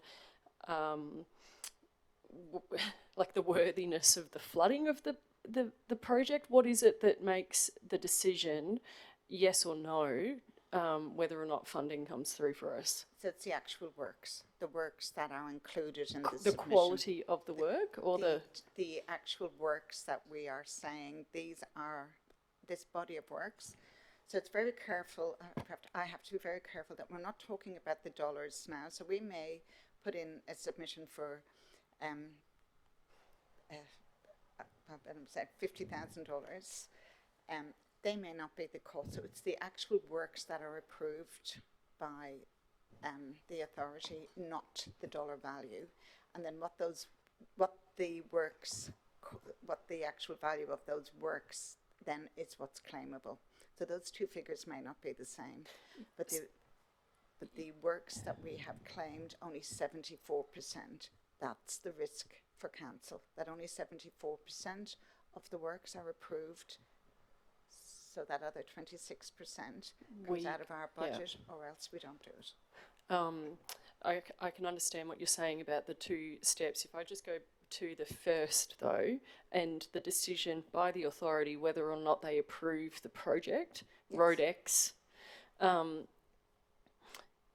well, they make an assessment, do they, about whether or not the severity of the damage was worthy of the recovery works? I just don't, maybe Mike's here, or maybe it's a question.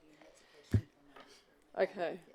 So I can't answer that one with accuracy. I don't know whether Damien may be able to. Well, the CEO might be able to speak to this one. They will only replace like for like. So whatever has been damaged in the condition that it was, they'll replace it back to that standard. So you can't make the road any wider. You can't replace any more length than required. So it's only they'll only replace what was there. So if it had 2 inches of cover, that's what we get. You only get 2. Where our standard might be 3. But if that's what was on it, they'll only pay for 2. Right. Okay. Thank you. Thanks, Councillor Rebecca. Councillor Carroll and Thank you, Councillor Mr. Megan. Chair. And whilst, just to answer some of those questions, because I am aware, whilst there is a risk for council, the main reason that those packages haven't been approved is because of the lack of capacity down at Queensland Reconstruction Authority. And I might reassure councillors that our teams, including the financial team, work very closely with the QRA and have a lot of discussion prior to those packages being submitted. So really, I believe the risk is very minimal, and you have to remember that with the lack of capacity, that event, we had 5 rolled into 3, but at that event, it went from, right from Brisbane right up to the top of Queensland, so there's a tremendous amount of need and a lot of work for the QRA to be doing. And it's public money, and it's quite rightly that they go through those packages with a fine-tooth comb, but it's not, as the CEO says, apart from betterment, it is like for like. So, but the main reason, and Mike can confirm this if you ask the same question, my understanding anyway is that the main reason that we have only 75 is the lack of capacity at the actual QRA. Thank you. Thanks for that, Councillor Carroll. Councillor Megan. Thanks, Mayor. Anne-Marie, I too want to understand that statement about the significant risks. So the other 26% that aren't approved, is that they will never be approved, or that we're, because of this backlog of Reconstruction Authority, and will we go ahead and do that anyway? So there's 2 different things there. If we look at the report that we're looking at on the screen, there were, at the time of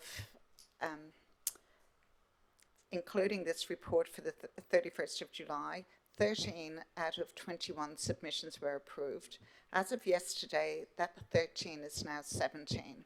So we've got 17 of those 21 submissions, and that was the biggest event we had.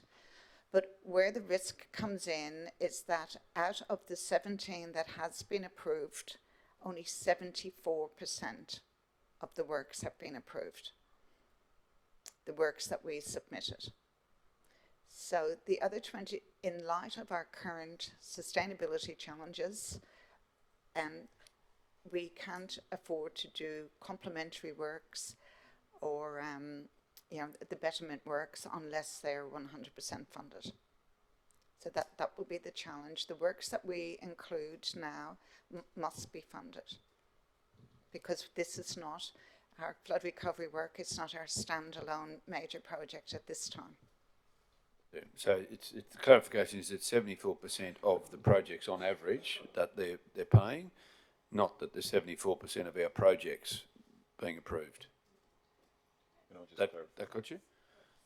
Councillor, so that's not 74% of our total 17 projects, whatever there are. It's actually 74% of the project, each individual project on average that's being paid. Yeah. CEO, and then over to you, Bill. So my understanding is they might submit, say for a project, 100% value, and they would come back with, say, 75% is what we'll fund. Mike is very conscious and cognizant that the work that is funded is only the work that he will do. So if it's said it has to be built to that standard and that's what they'll fund, that's what he does. He's also aware that if he decides that he has to upgrade it or change it, he has to find that from within his existing budget to do that. So it's not as if there's a 25% shortfall that has to be done. If he builds it to the standard that they're funding, they will fund the amount of work that actually gets done. Thanks for clarification. Councillor Bill. So you've somewhat clarified my question through your chair, Brian. However, the other part of my question is, and it pertains to risk because it's on our books. We've got an intention to do it within the budget. It's a line item. What element of risk? That's fine to say, yep, righto, we'll only build to what we're funded to. But are we carrying a backlog of risk or a backlog into, we don't want to get into carryovers and that sort of scenario. So is there an element of risk? So in other words, what we should be submitting is, is it closer to like for like?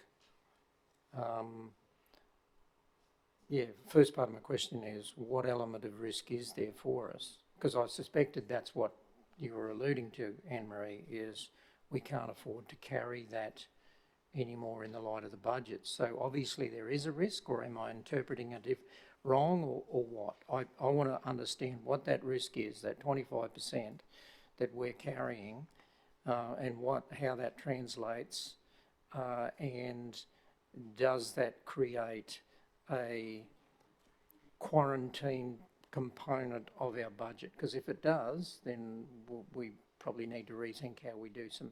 That has to be funded from our existing budget, so the existing operational area budgets, the 26%. It's not part of the flood recovery works. I get that, but on the basis of what the CEO has said is that, Mike's cognizant of the fact that he'll only replace what's been funded.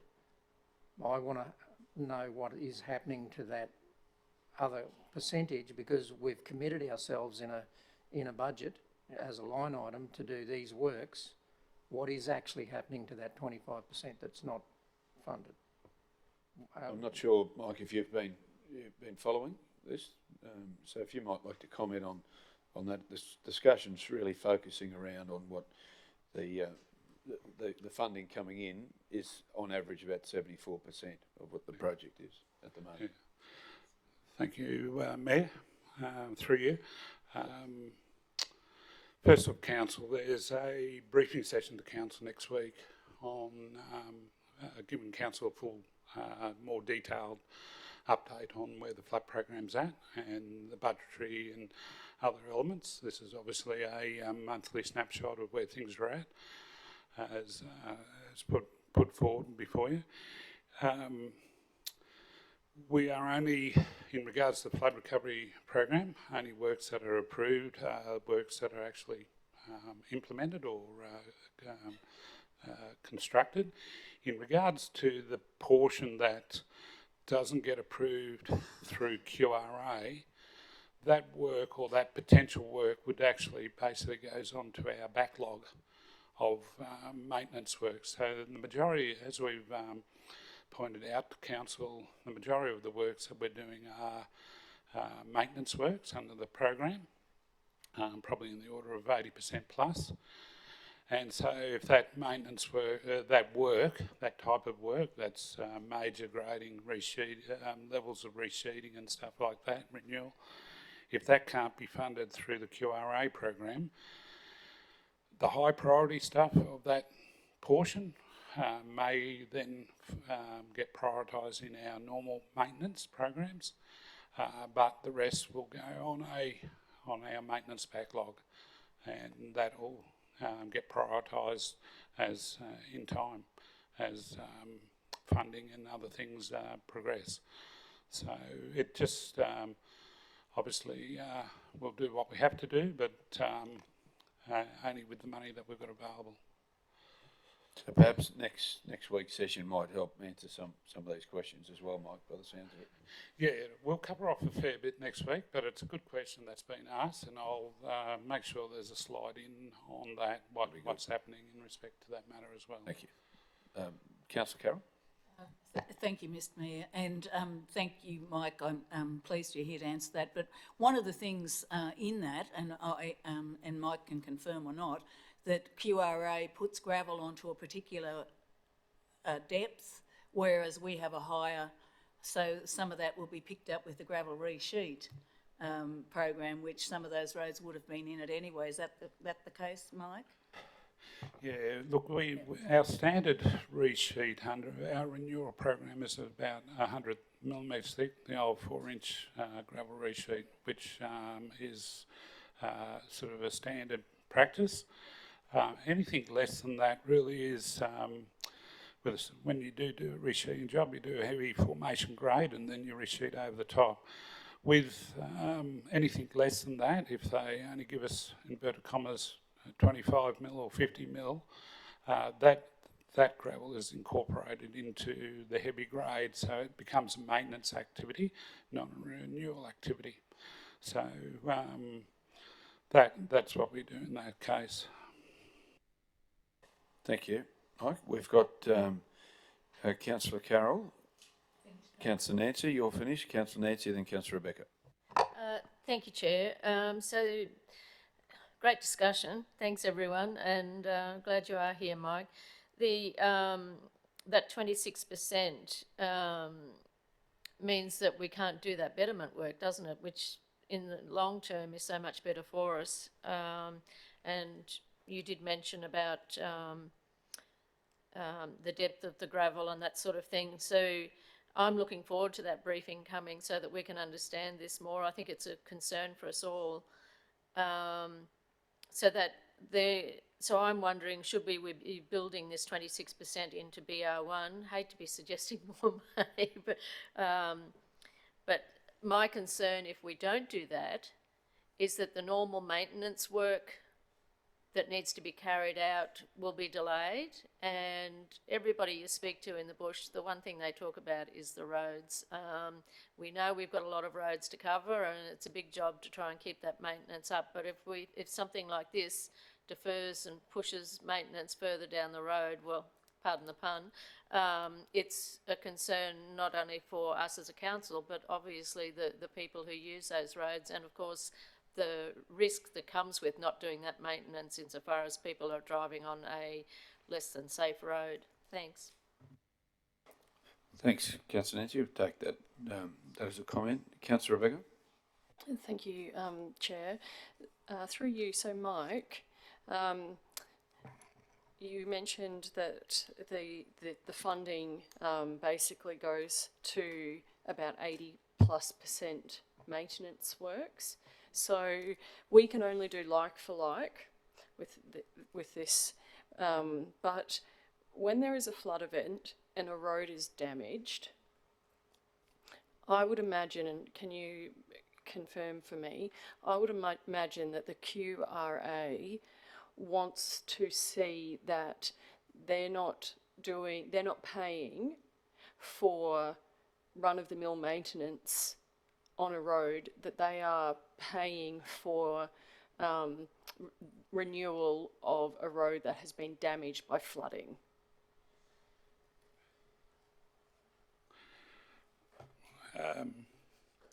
what I'll have is a list next week, a list of maintenance activities that we undertake, which are standard maintenance activities. Okay, the QR, it's when you say it's like for like, we renew the road back to its pre-existing condition, and that pre-existing condition tends to be a little better, generally speaking, or better than what it was, pending what was what sort of damage occurred.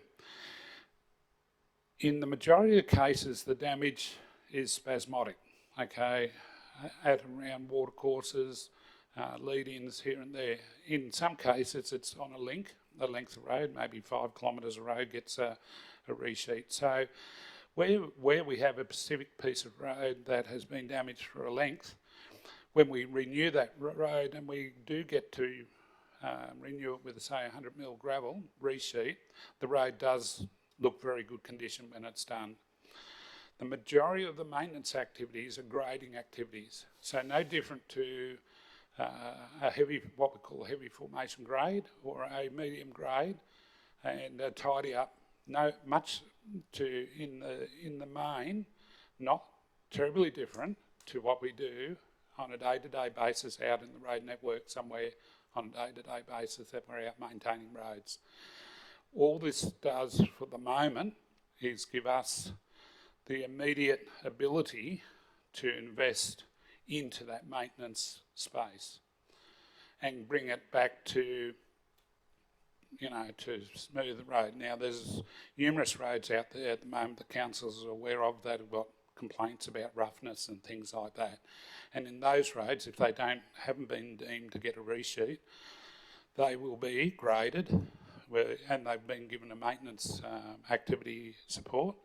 They'll be a heavy formation grade or similar, reshaped, compacted, water compacted, and placed back down to what they were before. So please don't have the expectation that this is actually injecting a huge amount of money into the road network of any sort of upgrading. There is, mind you, there is 137 new culvert structures to go in, so they'll be quite significant in themselves. The reason why they are more so these days is because when we renew culvert structures, we've got to take in all the fishery approvals and stuff, which QRA have signed off on as part of that. Road managers now have to make sure they replace anything into accordance with the current guidelines that way. Thanks. Through you, Chair. Thanks, Mike, and thanks for zipping over as well to answer the questions.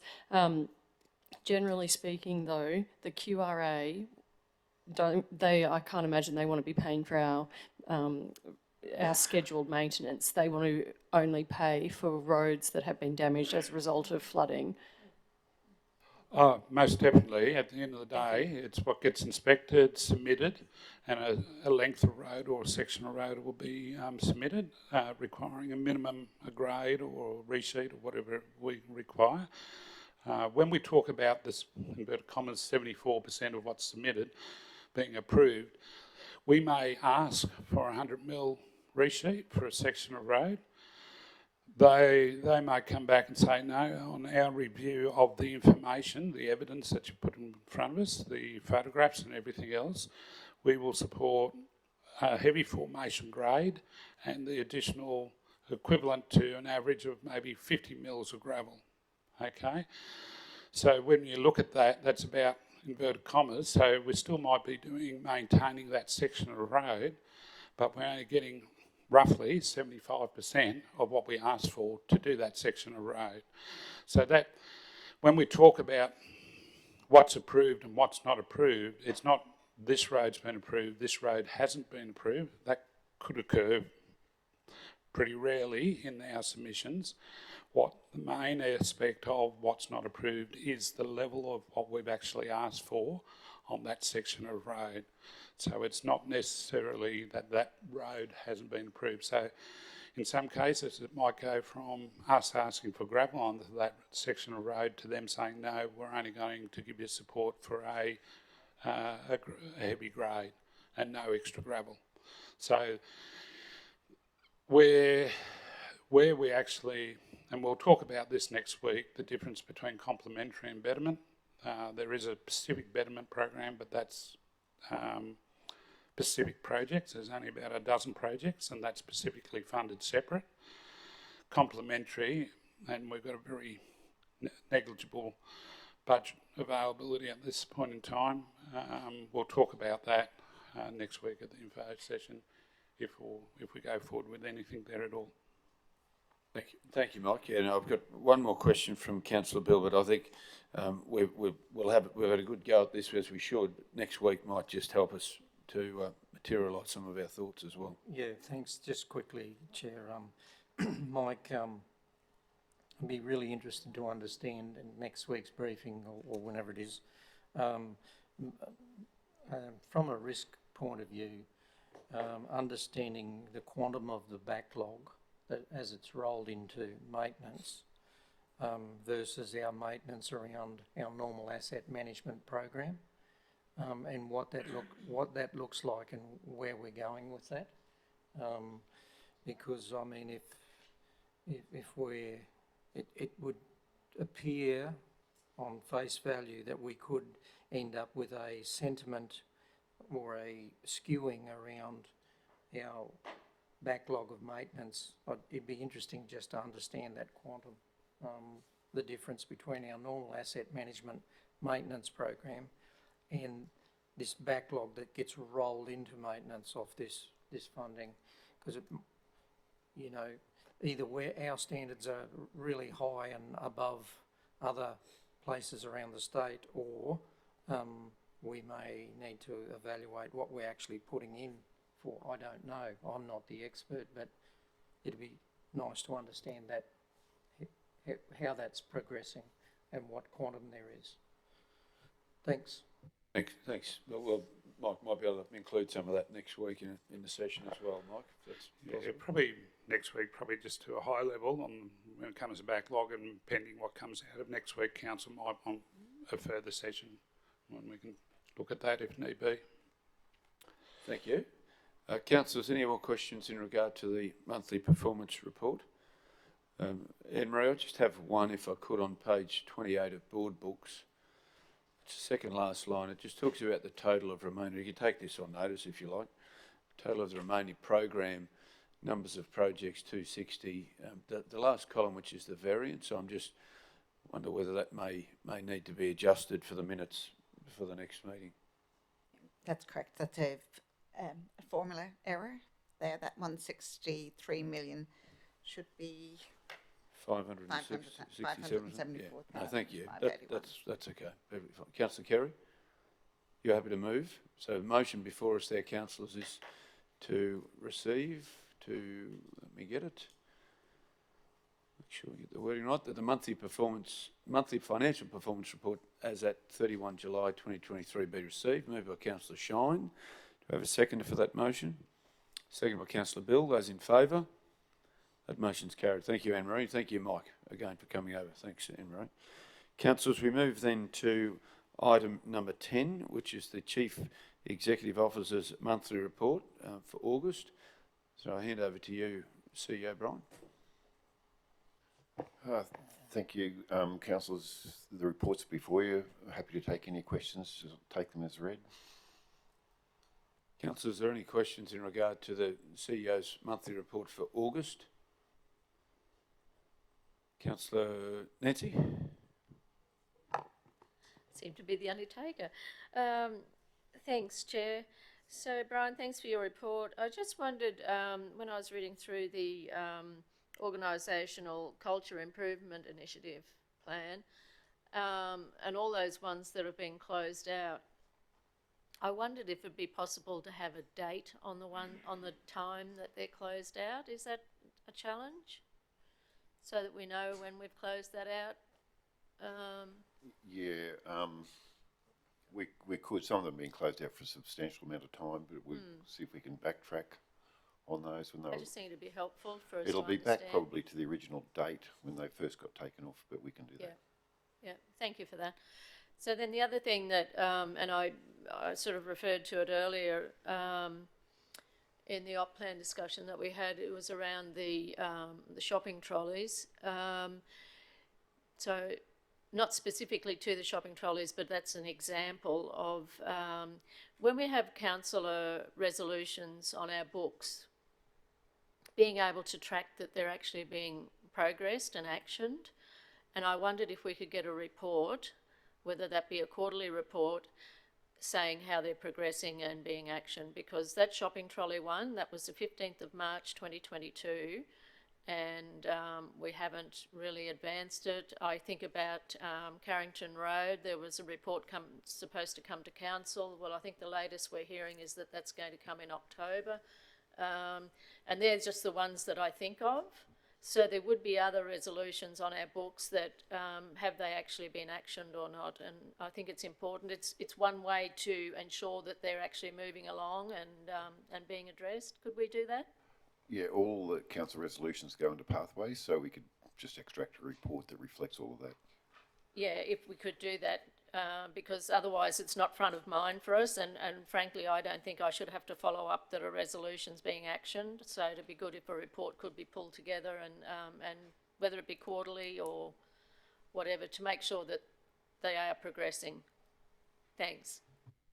Is that something you could just give some thought on how you would report on that? Yeah, it's probably appropriate to report it in this part of the meeting, perhaps, because they're council decisions, CEO's report, and you just do it on a quarterly basis or something. Yeah, absolutely. That's where I'd like to see it. Yeah, thank you. So, councillors, you're all of a mind that that would be useful for us to follow?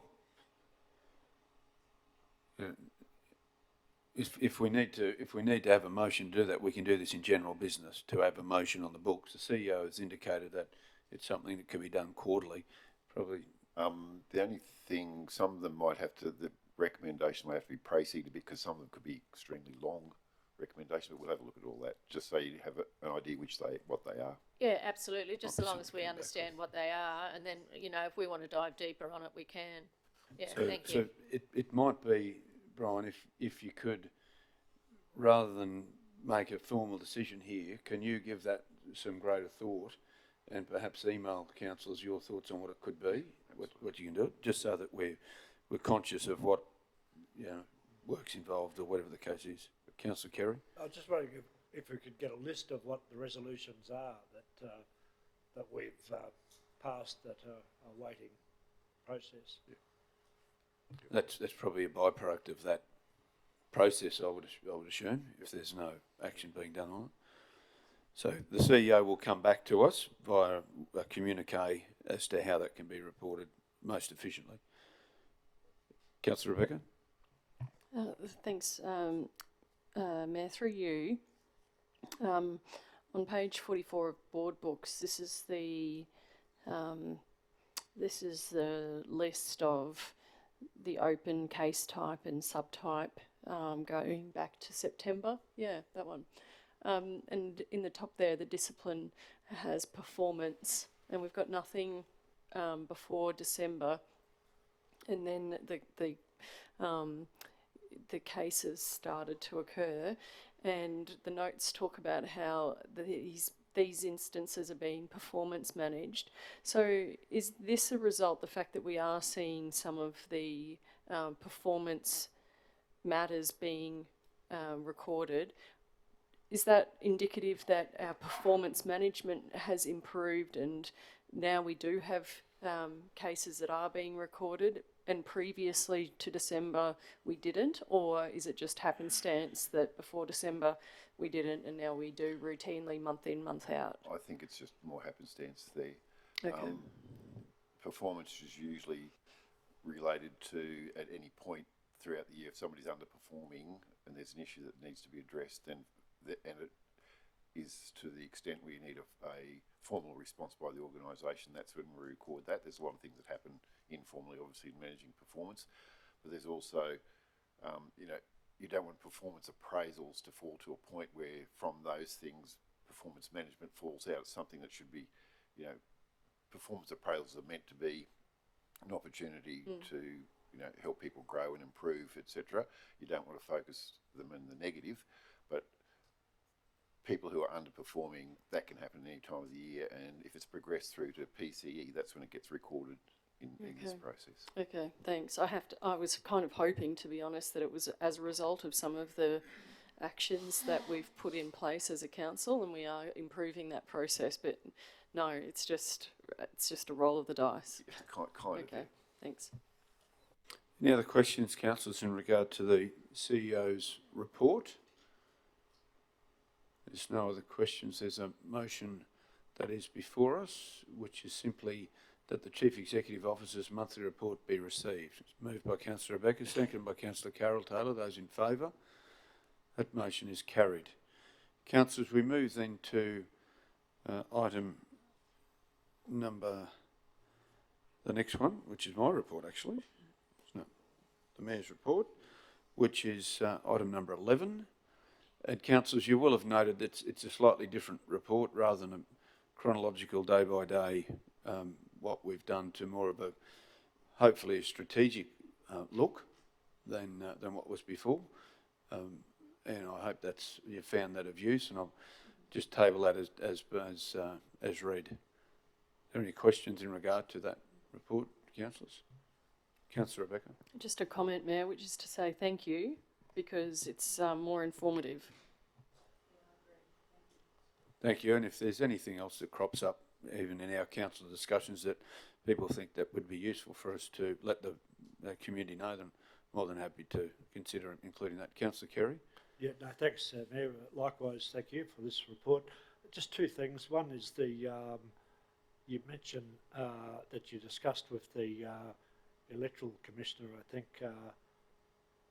new spending cap for candidates, aspects of that. I wonder if you can recall what aspects might have been discussed, which might be of interest to us. And secondly, on the second page there, with respect to the Council of Mayors for South East Queensland, COMSEC, you sought support from council members for our advocacy for funding of the dam safety upgrades in our region. I'm just wondering if you can elaborate on the response to that. Thank you, Councillor Shine. Thank you for the question. So, first question first, in regard to the Bush Councils, and Pat Vidgen was actually one of the presenters at the Bush Councils, which was very timely. Obviously, we made representation in regard to a full postal vote for our region, and notification has been given that hasn't been granted, and councillors would have seen that. And we also just sought clarification around new electoral spending cap for candidates, and I think it was only the week after that there was some media in regard to that. So it's publicly available what that is. My recollection of it at that meeting was that it wasn't disclosed at that time. It was more, there'll be media that will be surrounding that, and that's since come forward. The second part of your question, or second question in regard to Councillor Mayor South East Queensland, and you know, crediting once again the Bush Councils, where Linda Dobe, the acting Director General for Water, actually gave some advice to the gathering around making sure that we gather support from those that are affected by a decision that is the largest financial burden on this council. And Councillor Mayor South East Queensland was one of those, given that we traverse, or the overflow traverses back to Ivanhoe through Somerset, and then obviously into affecting Brisbane, Ipswich and what have you. And I have to say that the support was a resounding yes from the Council of Mayors, and letters will be drafted, or information will be drafted to those councils of mayors to do that, as well as the Council of Mayors South East Queensland. So overall, the chair, the Lord Mayor, Adrian Schrinner, but then the councils that are along that route as well, overwhelming support. So that's no financial assistance; it's assistance to our request for financial. So it was well received actually. It's good. Councillor Tim, you had a question? Yeah, thanks, Chair. Can I first echo your comments, and thanks for spending, I think, your first day as Mayor in Goondiwindi for the Bush Councils. I also had a chat with Pat Vidgen. He was very tight-lipped and played a rather straight bat, and then we were given a letter a few days after, so it was an interesting way to do it. I note in your report, Mayor, and thank you for elaborating on the points.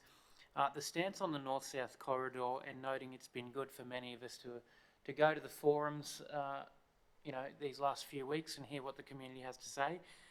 And I welcome your commentary, your position around that we committed to advocating for minimal disruption. And then the last sentence, Council will advocate for the interests of Toowoomba Region residents during the assessment and consultation processes. So we're in consultation at the moment. And I note that we've been given some correspondence this week from residents at Westbrook who have put together their own set of guidelines that they'd like to see and would sort of like council to take that on board. So I'm certainly not trying to put you on the spot or cut you out or anything. I'm just wondering if when you say advocate for the interests of the residents during consultation, if any of those groups put together submissions to us of what it looks like, is that something that you think we should be advocating for? Look, it's a very good question, and I wouldn't like to say it'll be a collective of us making decisions that way, and I think we should be seeking some advice from our teams in regard to what that may be, keeping in mind the overarching that A, we agree we need it, B, minimum impact, and C, best outcome for the community. And that's around advocacy that we've done. And I have to compliment DTMR publicly, in fact, for those that have gone to the sessions where DTMR have been. They've answered questions. It's a difficult situation they find themselves in. And certainly the petition publicly that's being done is up to nearly 8,000 people, if not more. So there's DTMR is certainly getting the message from those forums, and I thank councillors for attending those wherever we possibly can, because they've been beneficial for us to listen wholeheartedly to the concerns, and I'm sure DTMR as well. But I wanted to publicly thank DTMR for actually going to those and fronting up and answering the questions as best they can. So it's a conversation we can have, and we'd seek advice as to what level we could do with that. Councillor Megan? Mr Mayor, I don't know whether you find it appropriate now. I was going to ask the General Manager of Planning and Development to comment on this because we have been contacted by people to ask to bring it up today, and also to that council would endorse that position. And I have been speaking with Dr Nicola about where, just some thoughts around that. So I wonder, are you fine if she talks about it now? My preference would be for us to have a session ourselves, to be fair, and have a conversation.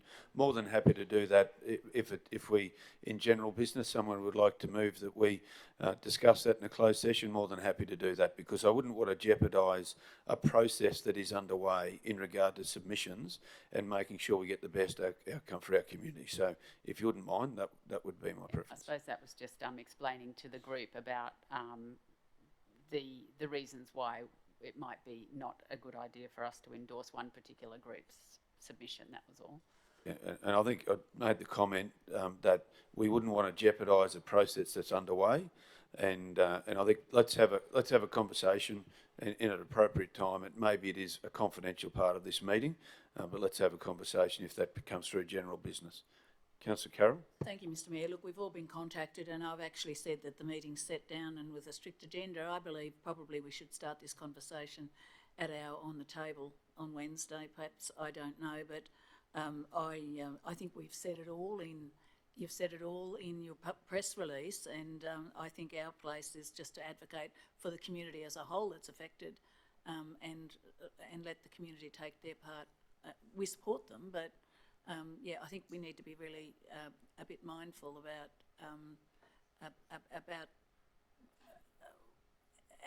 our position here. We don't have any jurisdiction over it. It's people power that would change this, and they're doing quite well. So I think we support them, but I wouldn't want to take it any further. Councillor Kerry. Just in relation to that, I just wondering whether there was any thought whether it would be beneficial to seek another briefing from the department as a result of information that we've all gained from going to those meetings to more clarify better the situation in our own mind about what the impact of the proposal will be. Perhaps we could discuss that aspect that on the table. Yeah, I think we may get a chance or an opportunity, councillors, to consider maybe a motion in general business that could come forward to that effect, and that's something that I'm more than happy to listen to when we get to that stage of the meeting. Councillors, any other questions in regard to the report? If not, let's move that the Mayor's monthly report be received. Someone happy to move that? Councillor Kerry Shine, Councillor Tim McMahon, those in favour? That's carried. Councillors, we move then to officer reports, which is item number 12. I'm keeping a close eye on the time as well, and we will adjourn as close as we can to midday. Item 12.1, councillors, and is the rescheduling of the ordinary meeting of council, October 23. Kirsten, you're the author of this. The report is simply stating that the Local Government Association of Queensland Conference is on at the time when our ordinary meeting of council would be, and therefore the recommendation is that the ordinary meeting of council, scheduled for Tuesday the 17th of October 2023, be now held on Tuesday the 24th of October. Are there any questions in regard to this? It's pretty similar to what we've done before. Councillor Carroll, moved by Councillor Carroll, seconded by Councillor Kerry. Those in favour? That motion is carried. Kirsten, thank you for a great report. Item number 12.2, councillors, is the restructure of Strategic Planning and Economic Development Branch and renaming of Planning and Development Group branch names. Welcome Dr. Nicola Stepanoff, the General Manager of Planning and Development Group, as the author, and happy to hand over to you, given we have had a session on this as well, so councillors are reasonably well briefed. Thank you. Thank you very much, Chair. So this is the finalisation of the restructure that we've had underway for quite a period of time. You'll see that we've retained still the 4 branches, but we're changing the names to better reflect what the staff see as their roles here at council. So we'll end up with the Manager of Development, Infrastructure and Growth, which is our engineering plumbing team and infrastructure charges. Manager Economic Development, which will replace the Manager SPED. Manager Place, which is Jade's team, and that's an acronym that involves planning, landscaping, architecture, building certification and environment, and then Manager Planning for which is currently our development assessment. In the paper, it refers to Manager Development Planning, but we've made that simpler and just Manager Planning as well. It's changed on the structure. Happy to take any questions that councillors may have. Just before you go any further there, Nicola, are you suggesting that the recommendation be changed from development planning to planning? Okay, so that would be an adjustment of the recommendation. Councillor Bill, did you have your hand up? Or Councillor Tim, was it? Or someone in that area first? Councillor Tim? Thanks, Chair. Thank you, Nicola. I welcome this. I think it's great. I want to talk about the special projects and business wing, and I note there's some really cool stuff happening there that, again, I think is amazing and necessary. I just suppose I wanted to talk about who gets to be the special projects, and I'm sure everyone would love to have their project taken by an individual all the way through rather than going through it. So I suppose just some clarification on who gets to access that. Thanks. Thank you, Councillor. So it's just for special people? No, it's not. So we haven't come up with the full criteria yet, but the special projects team will do the developments involved in the developments I'm responsible for, and Bailey, of course, is involved in those. So things like Central Highfields, the old nursery site, Failing Park, those types of things.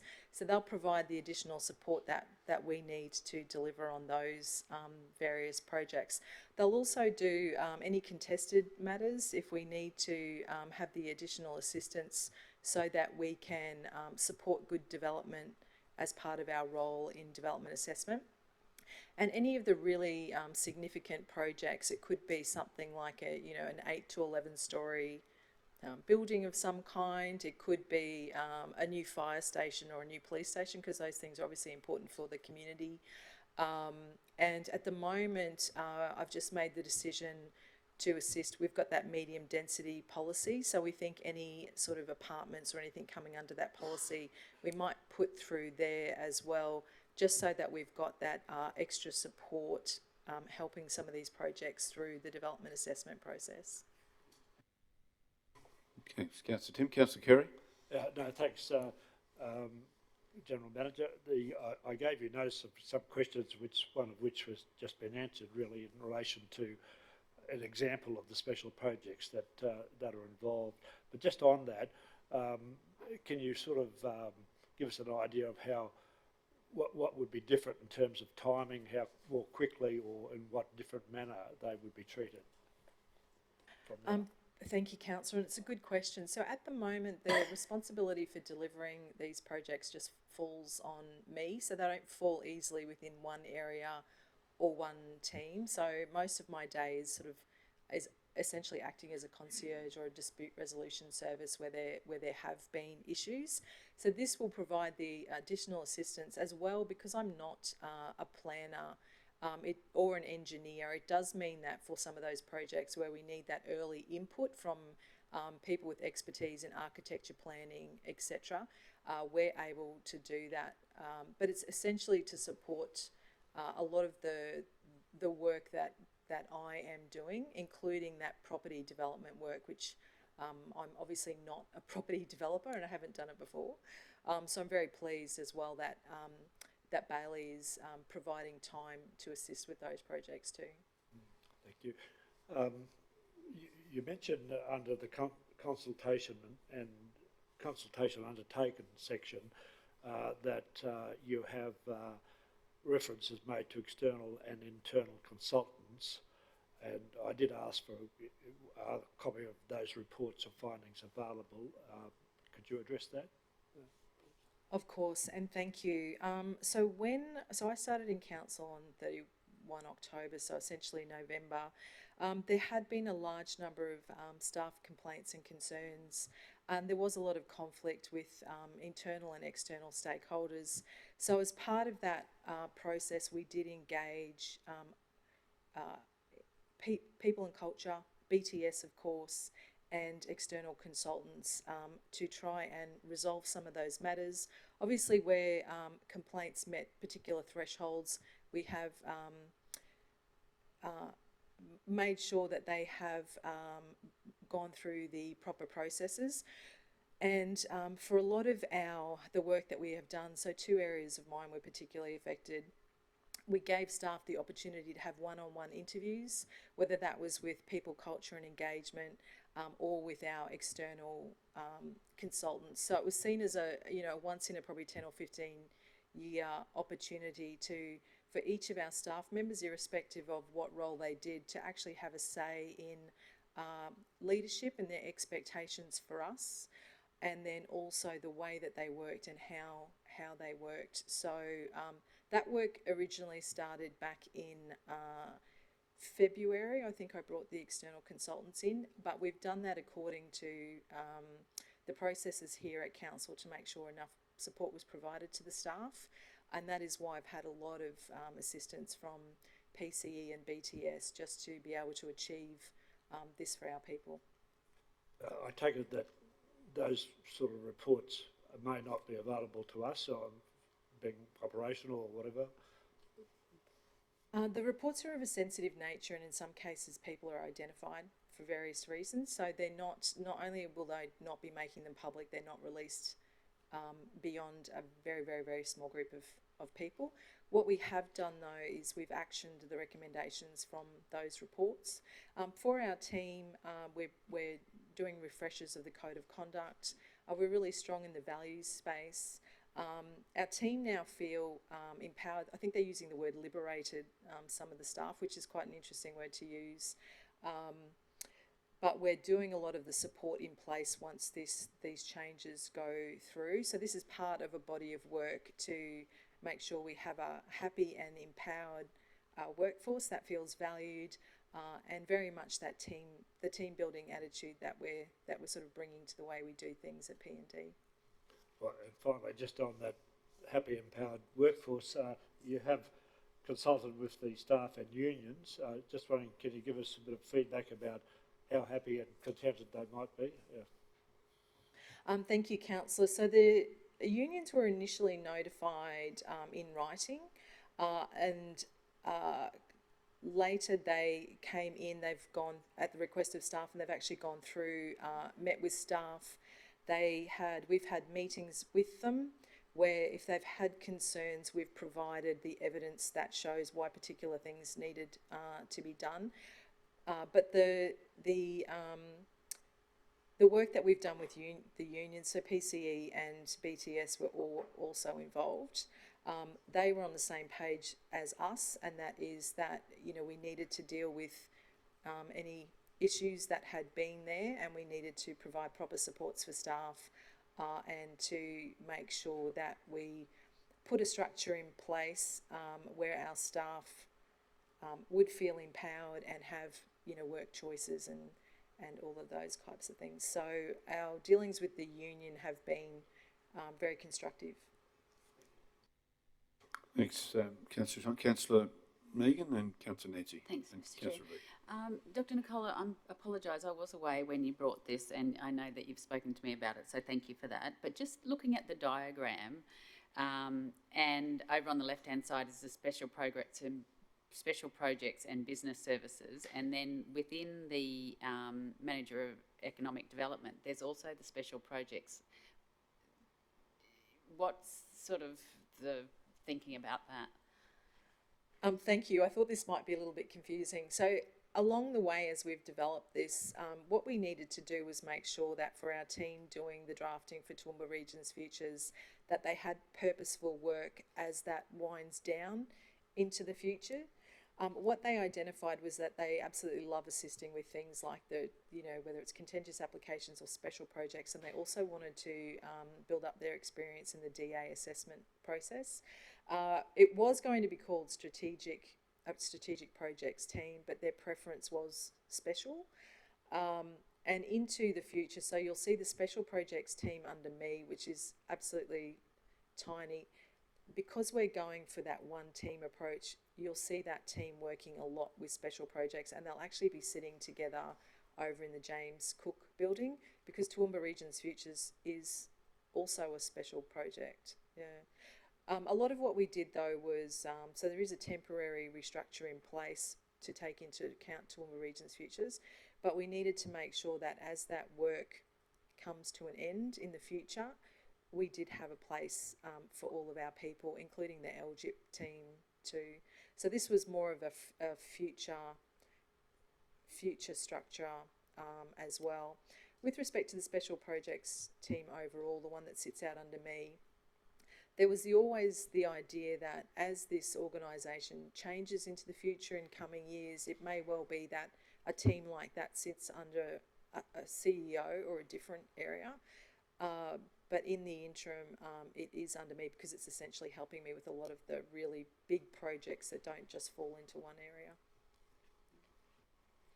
Well, Councillor Megan? Well, it's on a slightly different topic. I suppose you've answered it in a couple of different ways about the change for people in P&D, and you know, we're looking at the empowered workforce. I guess with all of these big things, there's all change management, and you know, have we demonstrated that we have taken everyone in the group through a change management process?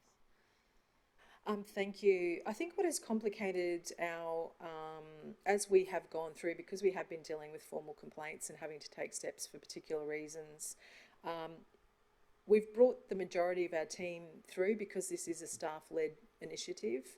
There are still pockets, however, we're doing things like the cultural refreshers. We've got some external consultants coming in to assist with the cultural change piece, and a support in place once this comes through. Overwhelmingly though, and it's particularly the case for our whether it's our administrative team or our development engineering, plumbing, etc. Overwhelmingly, people are really excited about the change. There was some fear that the change wouldn't happen because there was a lack of trust because things hadn't happened in the past. But overwhelmingly, the team are happy, and these things needed to happen because they were in response to recommendations and findings. Finished there, Councillor Megan. You, Councillor Nancy. Thank you, Chair.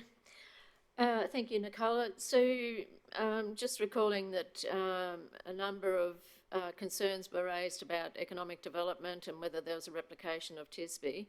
I just wonder, can you advise how many staff you've got in the Economic Development and Investments Department, please?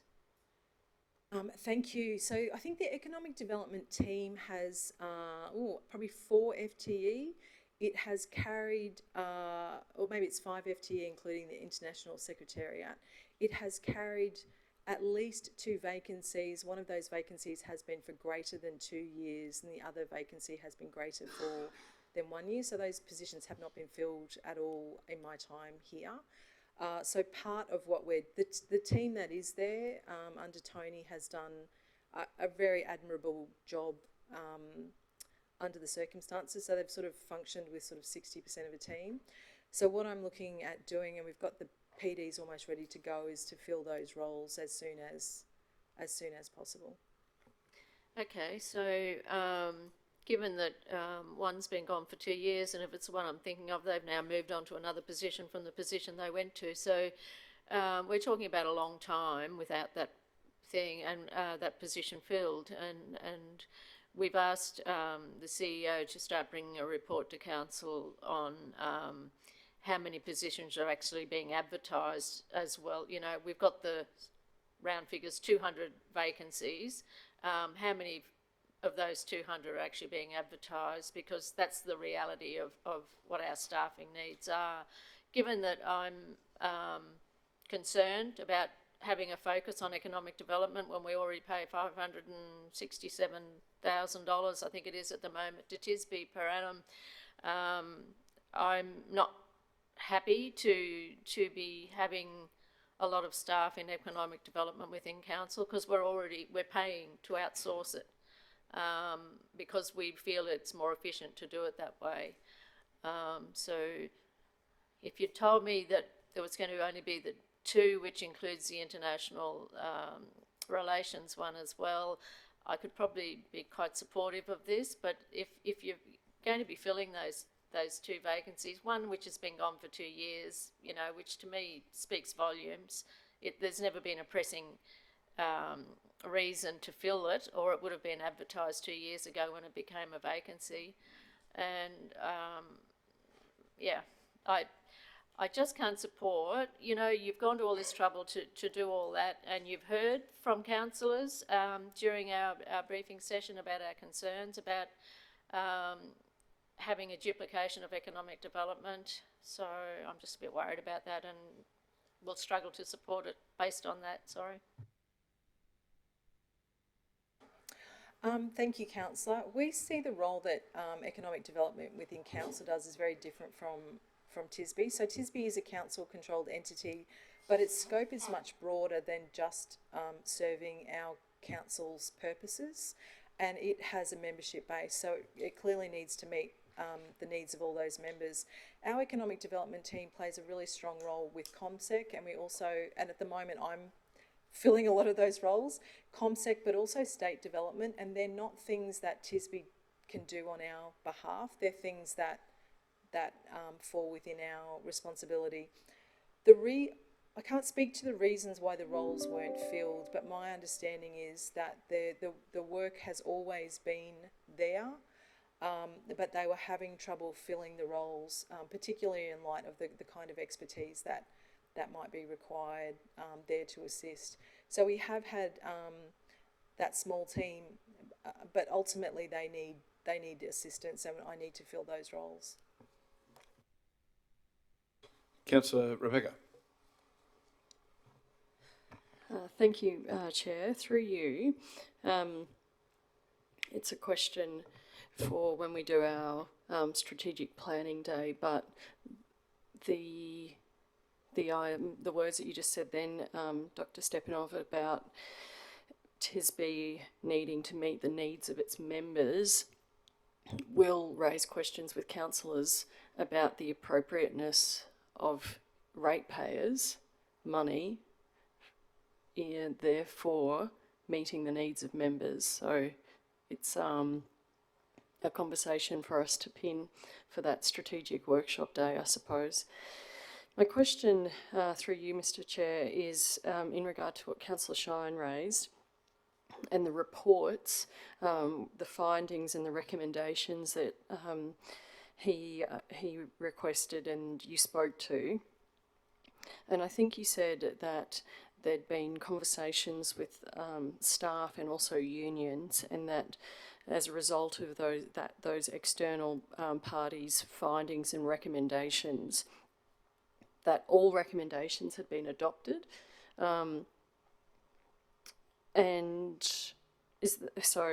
We haven't seen what those recommendations are, and not knowing that, understanding the sensitivities that seem to be around it,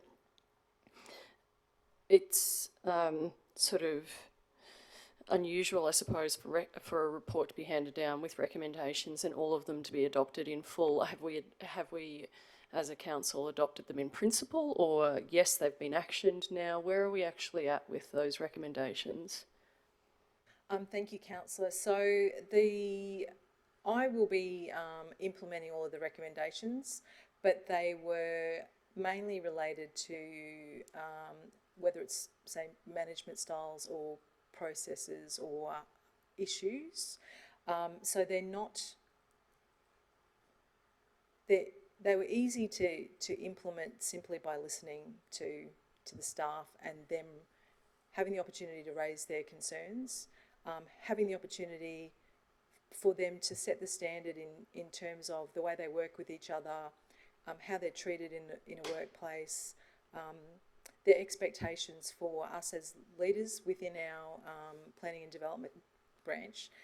But the reports, because the reports came from our basis of dealing with significant concerns, the important learnings from them is that we listen and action them, rather than make the reports public, etc. Thank you. And then a second question, if I might, Chair, through you. So Councillor Summerfield was asking a question about the numbers of positions that were filled. I had questions about how much of your team is actually, do you have, looking at that screen at the moment, how much of that entire team do you currently have? So I think my establishment is 113, so we're up to the highest number we've had. It's coming up in the reports as 22 vacancies, which is not correct because there are actually people in those particular roles. What I can say is some of the roles, for example, development engineering, we now have 10 engineers, which I don't know when the last time we had that. For Jade's team, so we're having a lot of success filling those roles. To my knowledge, I don't think there's 22, it's probably about 15 actual vacancies, so I'm I should be under the, say, 15 sort of %, which is really good.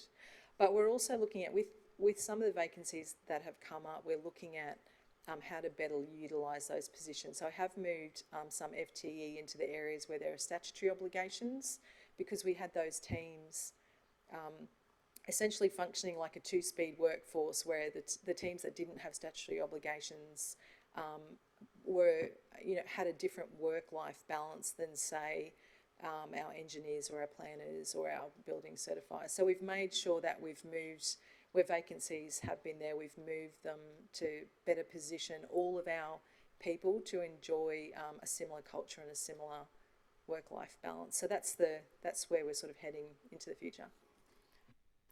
Thanks. Any other questions, councillors, in regard to this item? If there's no other questions, there is a motion that's before us. It's been slightly adjusted to reflect the comments of the General Manager. and that is that the council approve the revised structure of the 4 branches of the Planning and Development Group as set in attachment 1, and the new names of the 4 branches: Economic Development, Place, Planning and Development, Infrastructure and Growth. Do I have someone move? Moved by Councillor Megan, seconded by Councillor Bill. Those in favour? Those against? Would you like your vote recorded, Councillor Nancy? That motion is carried. The motion's finished. I'm sorry, I just wanted to say, so for our plumbers and engineers, they chose Development, Infrastructure and Growth because the acronym is DIG. Oh, lovely. Nice way to finish for a break, for adjournment. Councillors, could I have someone, noting that we're up to number 12.3, and we'll record that for when we get back, but someone to move adjournment until 1 p.m. Moved by Councillor Shine, seconder by Councillor Carroll. Those in favour? That motion is carried. We'll resume at 1 p.m.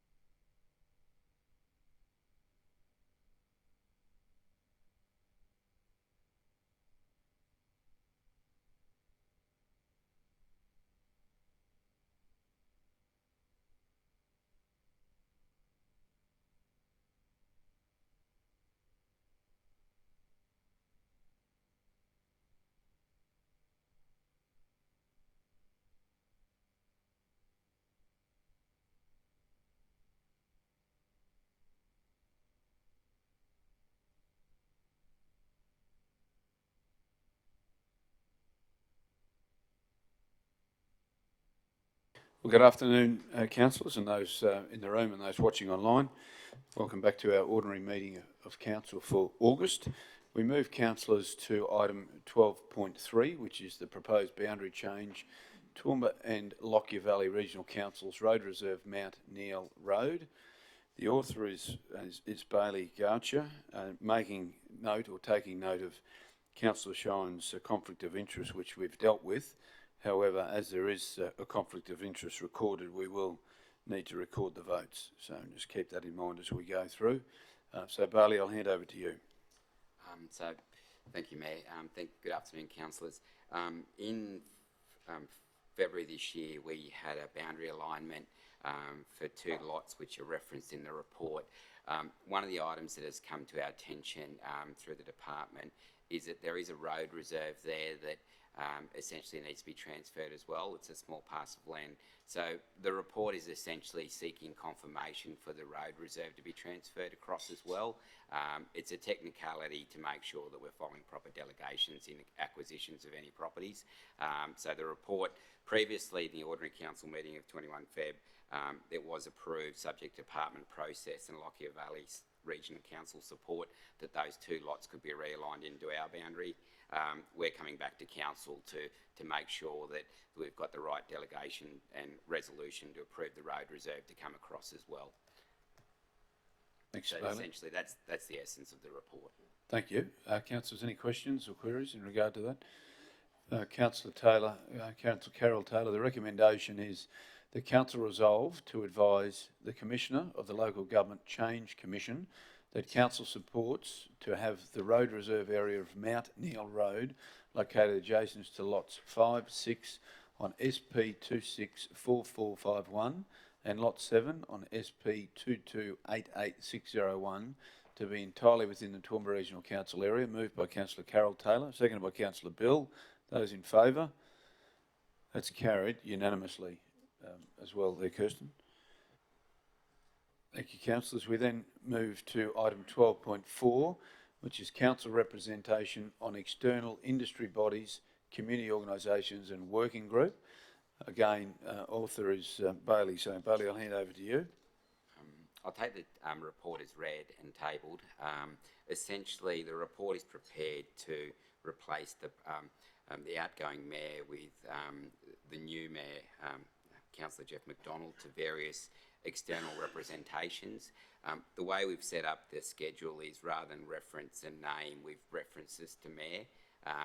So essentially, it's a report for the council to resolve, officially the appointment to those committees and discussion. Thank you, Bailey. Councillor Nancy, you had a question? Thank you, Chair. And I did have a question about that. There's not consistency throughout there. Like it's got mayor, deputy mayor, mayor, deputy mayor, mayor, deputy mayor, mayor, mayor, and then it's got R.L. Vonhoff, deputy chair. So shouldn't that just be mayor, deputy mayor? I don't know. And then down the bottom, it's in the international relations one, it was different names, but there could be a reason for that. I was just curious. Bailey, do you have a answer to that one? I don't have an answer for that today, but I can take that on notice. No worries. So my assumption is that some of those proposed representations, we may only have one representation on that external body, but I can check that for you.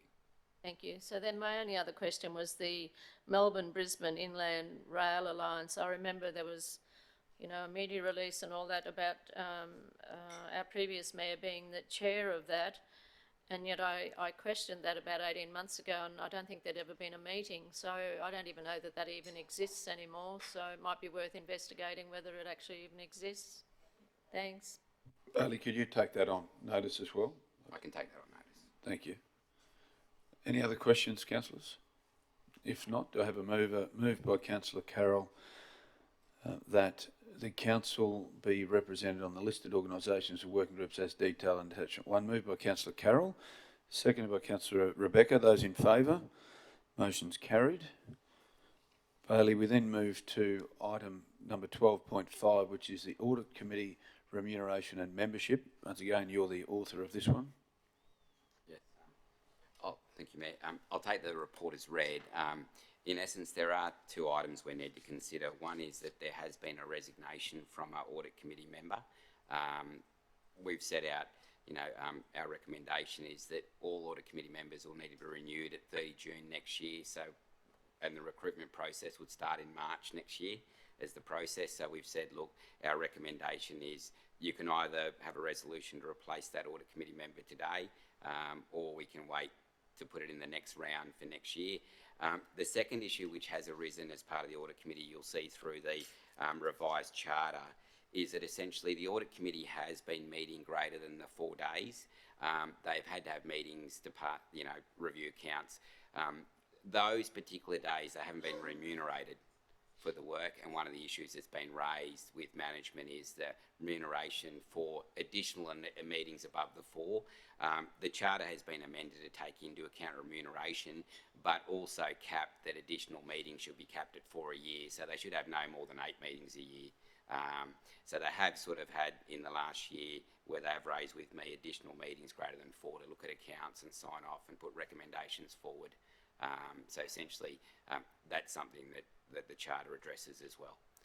So realistically, there's two items to consider. One is that additional pro rata remuneration when they do have extra meetings greater than the 4, and the second issue is whether you'd like to commence a process to replace the audit committee member that's vacant at present. Thanks, Barley. Questions? Councillor Kerry? Not a question. Question, Councillor Kerry. Thank you. Well, we've got a motion there before us, councillors. Dear, oh dear, Tim. Comment? Okay, Yeah, just a Councillor Kerry. comment. I think that, from my point of view, having to meet extra time, as long as it's within reason, is just to do their job in a correct manner, and I think that it's only fair that they be recompensed for that. So on that particular matter, I think that it's certainly we should be doing that. And I think, whatever they're meeting, if they're meeting extra and they're having to do work during that time, then it's up to us to remunerate them for that work. Thank you. Thanks, Councillor Kerry. Councillor Nancy? Thank you, Chair, and I agree with Councillor Carroll's comments there. Just in relation to the replacement, I must admit I actually see benefit in replacing them, even if it is only for 2 meetings. There is going to have to be applications for those positions after the 30th of June next year, but it would give that person the opportunity to get a bit of experience with what our council is, but it would also give us an opportunity to see how that person operates as well. I think the audit committee is just so very, very important for our organisation, and I must admit I was surprised that the recommendation was that we don't appoint a replacement, because we're in August and it's not until the end of June that those appointments finish. It's nearly 12 months. And I actually feel that a replacement should be installed. I think there's benefit in making sure that we've got the full 4 independent members on the audit committee. Thanks, Councillor Nancy. Just noting the report talks about reasons why that it may be a challenge, but Bailey, if there was a mind for councillors to press go on this, how long would it take to have someone appointed? You've got in your report that it mightn't be December this year. I think it would take between 8 to 12 weeks. Once you advertise, bring the recommendation back to council. Which effectively only allowing the new member to attend 2 audit meetings, March and June 2024. The point that Councillor Nancy makes is a valid one in regard to continuity, if you like, of someone who has that opportunity to be in 2 meetings, albeit one will be in this current term. Will it? Will be in caretaker. As I was going to ask about, Will be in caretaker, so there wouldn't be a March with councillors. Yeah. So it would be June, which is actually the next term of council. If realistically that we could appoint some person for 1 meeting and then all the positions are declared vacant and advertise again, and that person may not, I mean, it's possible they could, but may not be chosen. Let's just prosecute the timing of this, particularly just to see Just the value. point Councillor of Nancy. order on that, if I could, Mayor, and that is that we may be in caretaker mode, but we still operate, we still have our meetings that we have to attend, and that would include the audit committee meeting. It like if the meeting is the week after an election, is the election's the 16th of March, and the audit committee is normally the week after that period of time. That's what I'm. It's actually in a phase, not caretaker. It's actually in a phase of election. That's why I say we need to prosecute the timing. Through you, Mayor. Is that consistent with your thinking, Brian? We're still being paid as councillors during that time. We're still operating as councillors. There's a period between the election and when that is declared, the names are declared, and I wouldn't have thought in that period of time, I don't know what the obligations are there. I know caretaker certainly is the case.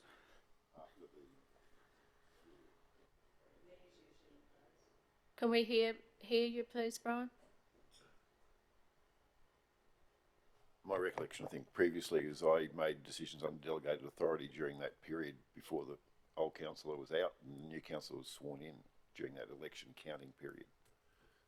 I thought it was just that we couldn't make any significant decisions during that time, and we're certainly paid right up until the new council is declared.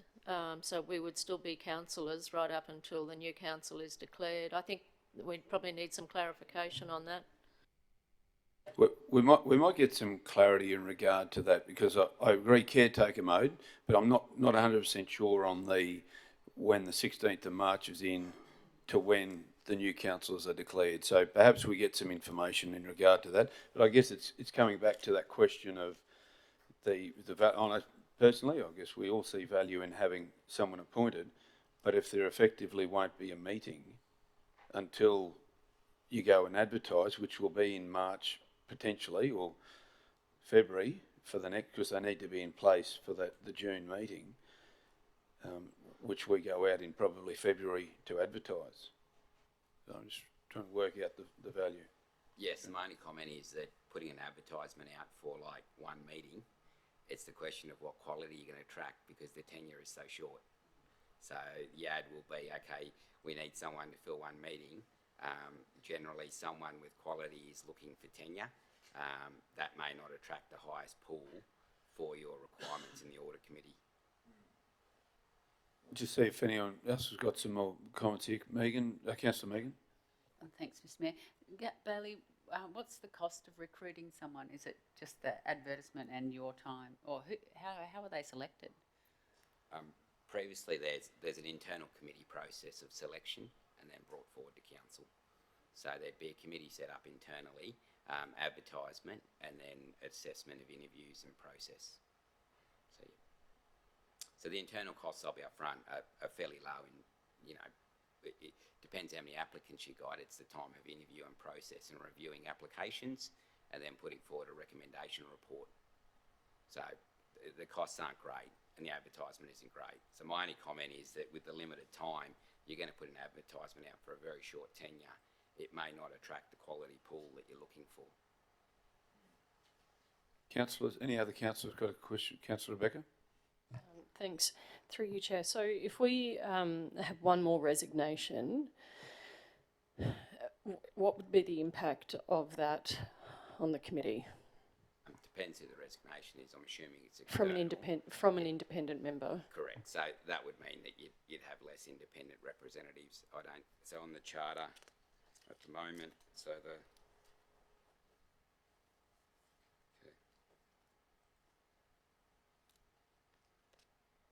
consists of at least 3 and no more than 6 members, and include but no more than 2 councillors appointed by local government, and at least 1 member who has significant experience and skills in financial matters. So you still have a quorum.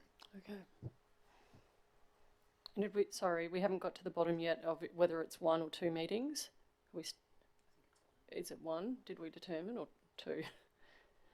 Well, it depends what date the meeting is set down for, the March meeting, because if it's after the 16th and before, which if it's after the 16th, it'll be before there's a declaration of councillors, it's that period. But the question is, do we still maintain as a councillor until the new councillors are appointed? And that's a question I don't think we've got an answer for at this point in time. It's effectively either one meeting or 2 meetings maximum that they have in this term. It's 1 or 2 meetings. Chair, if I could just say, we get paid right up until the new council is elected or declared, and therefore we have the duties to continue until such times that you don't have a council with no councillors at any time. It's always right up until, and then the declaration, that's when the handover happens, and the new councillors are then declared. And so potentially it's 2, or could be 1, but it's potentially 2. potentially 2, but it also means that somebody who was a little bit astute would think, well, gosh, if I can get that gig for the 2 meetings, it puts me in a very strong position to get the next tenure. Councillor, Thank you, Mr Mayor. My understanding, and been here for a while, is that between the election and the actual declaration, the mayor is usually put in place, and the mayor and CEO usually do the administration of council. We've never had a meeting during that time, and the mayor and council and the CEO, as the CEO has just mentioned, attend to the day-to-day running of the council until the poll's declared. That's my understanding of it. So, councillors, we're probably at a point, unless someone has any questions. Councillor Carl, did you? No. No, if there's debate, I'll save it for there. Councillor Kerry, question? Just trying to remember how many audit committee meetings there must be in a year. Might only be 2, is there? In which case you may not have to meet until after the election next year. Well, we have 4, but I think you're required to have at least 2, but I could be wrong about that. You're talking about the minimum requirement for an audit committee meeting. Per year. It's made at least twice in a financial year. Twice in a financial year. We'll meet again shortly, and that'll satisfy this financial year. So, councillors, there is a motion before you. Do I have a mover for that motion? Moved by Councillor Megan, seconded by Councillor Kerry. Does need to go into debate? There's no need to go into debate. Okay, we'll go into debate. So, Councillor Megan, if you'd like to. Oh, thanks, Mr Chair. I support the officer's recommendation because I feel confident that, given that we don't have any more resignations, but even if we did, I don't think that it would be a problem, that the audit committee, it's, to my mind, a bit of a waste of time and energy trying to recruit someone, and the argument that we're not going to get perhaps a high interest because it's for such a small tenure. So that's why I'm happy to support, and support definitely that they get paid for any extra meetings that they have. Councillor Megan, against? Councillor Nancy? Thank you, Chair. Look, I certainly support the additional funding. It's more about the appointing a replacement for the resigning independent member. I just think it's really important, and suggesting that the minimum of 2 in the Constitution means it's okay to only have 2 for the year really worries me, because I think the Audit Committee plays a very important role in monitoring and overseeing issues at hand, and they help us to ensure that we stay on track with meeting the requirements that are needed. And when you reduce it by 1, we've only got 4 independent ones now, You reduce that by one, someone gets run over by a bus, and I'm not wishing ill will on anyone, but I'm just saying that anything can happen and you end up with then two. I think it's really important that we have our 4 meetings per year so that the audit committee can fulfil the role that is required, and number 2, it then makes it safer in relation to the numbers on the committee, but also it gives someone an opportunity to experience the position for the 2 meetings that it's been indicated would happen, and they could then get a feel for whether they would be interested in running in the following term. And it would also give councillors an opportunity to see what that person was like, how proactive they were on the audit committee, and I think, you know, when it does get to the end of June next year, there will be some movement in the membership of the audit committee potentially. So I think it's an opportunity that could be lost if we don't do it. Thanks. Thanks, Councillor Nancy. Councillors, I'm of the mind, if you're consistent with this thinking, of splitting these 2 motions and having 2 separate votes, just by way of giving an example of do that, but that would be up to the mover if you're comfortable to do that, Councillor Megan. Otherwise, I'm happy to continue on the debate and test it. I think I'll just, as it is, thanks, Chair, the recommendation. Councillor Kerry? Oh, no, are you speaking in favour of the motion? I certainly speak in favour of the motion for the reasons given by Councillor Megan and what is contained in the submission. Just to clarify, the likely minimum number of meetings this financial year will be 3, 2 this year, and 1 certainly in the early part of June next year, or June next year before the 30th of June, and a possible 4th in March, depending on the outcome of that discussion that we had earlier. So I really don't think there's going to be too much worry about the audit process being undertaken properly. Thanks, Councillor Sean. Speaker against the motion, Councillor Rebecca. Thanks, Chair. It would have been my preference that we did separate out the motions, but I respect the mover's desire not to do that. I certainly support the remuneration in part 1 of this motion, but I do support the appointment of a replacement for the resigning member, because having sat as an observer of many of those Audit and Risk Committee meetings, we really need every single person around that table to be making a valuable contribution and to be considering the information that is before them. And in my opinion, what you want with an Audit and Risk Committee are enough different minds that you sort of hedge your risks, because you're having more people making more contributions and thinking of a more diverse range of issues and bringing it to the attention of the committee and therefore the council. So I'd be in favour of appointing a replacement so that that's another voice and another set of opinions for council to consider, and that to me is only a positive thing. Thanks, Councillor Rebecca. Councillor For again. Councillor, I don't know who was first there. Councillor Tim. Oh, thanks, Chair. Look, I suppose what we're debating on is if we want to go to market and look for a replacement who's going to put their hand up and fill out the paperwork for a report to come back to go to council to be voted on for perhaps 1 meeting, maybe 2. And I think when we look at who the pool is going to be for 1 meeting, essentially, I'm very much in favour of going with the officer's recommendation, but I would like to say that I would like to see some clarity on this across council and the many different advisory or otherwise committees we have. And I know the audit and risk is a different level of importance, but for example, the RADAC committee has been operating at a few members down for 8 or 9 months, and we were told 8 or 9 months ago we're not going to go back to market because it's the end of the term.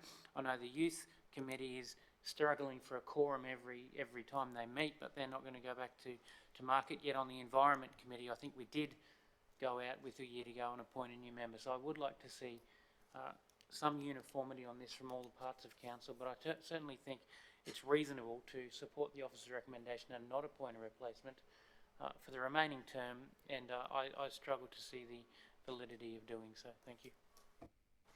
Councillor Tim, Speaker against the motion. There's no further question. Councillor Carroll. Thank you, Mr Chair. My understanding is we've already had a meeting without this, after this resignation. Is that the case? No. No, The okay, resignation thank you. was the Thank last you. meeting. Yeah. So if there's no further debate, Councillor Megan, would you like to sum up? Okay, the motion, therefore, we're voting on, councillors, before you. Council resolves to, 1, adopt the revised Audit Committee Charter Attachment 1 to include remuneration for pro rata meetings greater than the 4 standard scheduled meetings each year. And number 2, not appoint a replacement for the resigning independent member of the Audit Committee for the remainder or remaining term of the Audit Committee up to 30 June 2024. Those in favour of that motion? 5, 6. There's no declaration, was there? No. So, did you want to record your votes, councillors? No? Yes. Division of the votes there. Kirsten, have you got names? Good on you. Done very well. Amazing. Thank you, councillors. I guess that what that demonstrated to me was the importance of the Audit Committee that people have on it. So, thank you for that debate. Item number 12.6, councillors, is the alleged councillor inappropriate conduct. Now we have a couple of conflicts of interest here that have been recorded.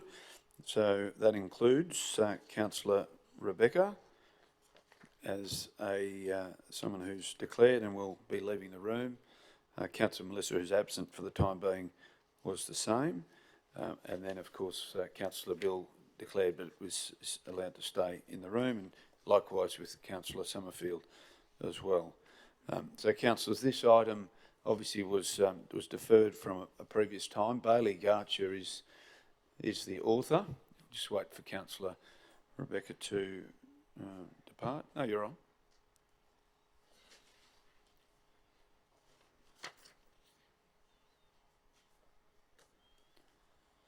Thanks, Councillor Rebecca.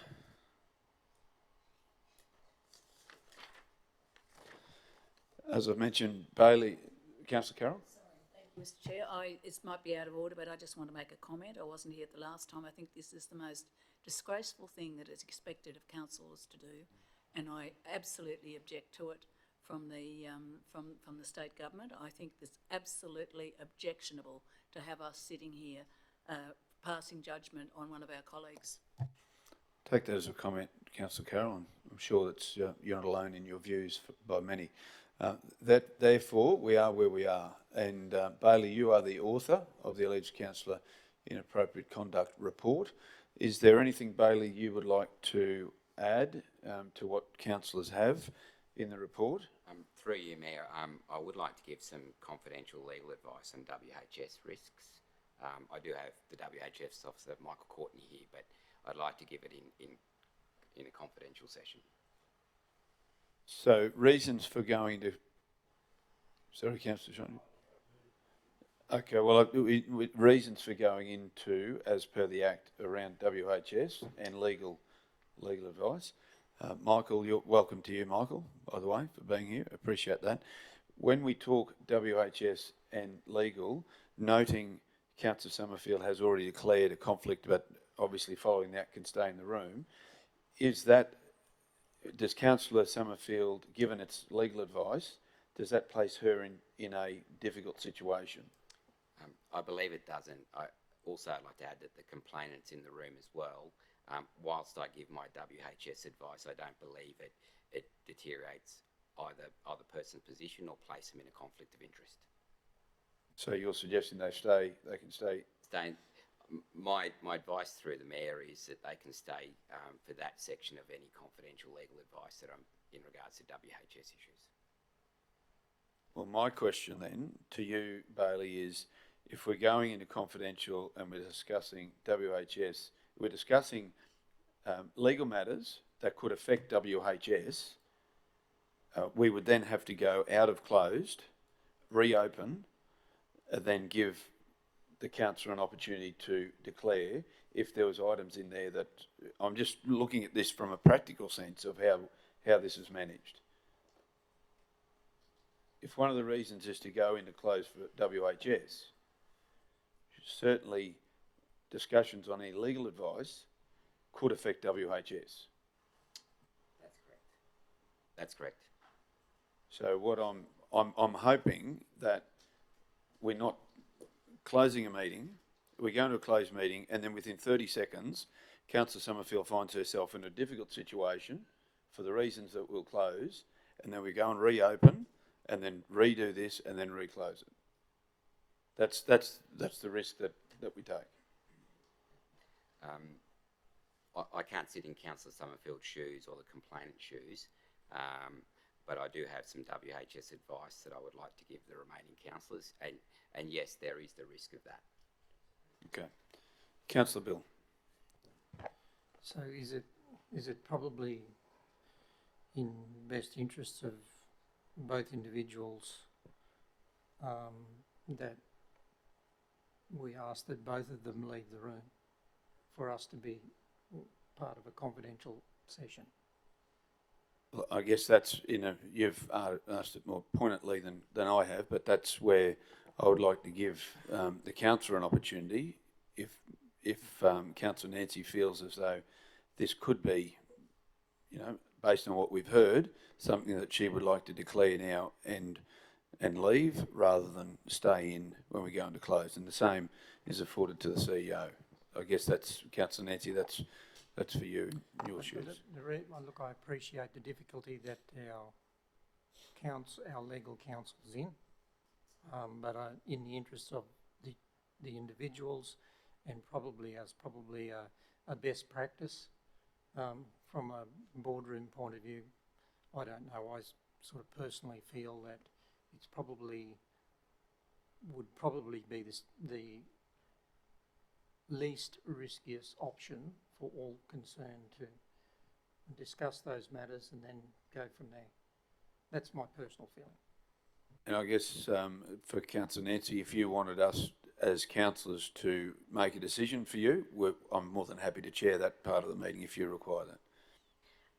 I find this quite obscure. We have no clue what we're talking about. I have no clue whether I have a conflict of interest or not. If it's about well-being, well, holy smokes, I reckon I should be hearing a bit of that. But we don't even know what you're going to talk about. There's been no hint, and it's obscure. And simply because of the environment that I work in, I will excuse myself unless I'm given advice that I don't need to.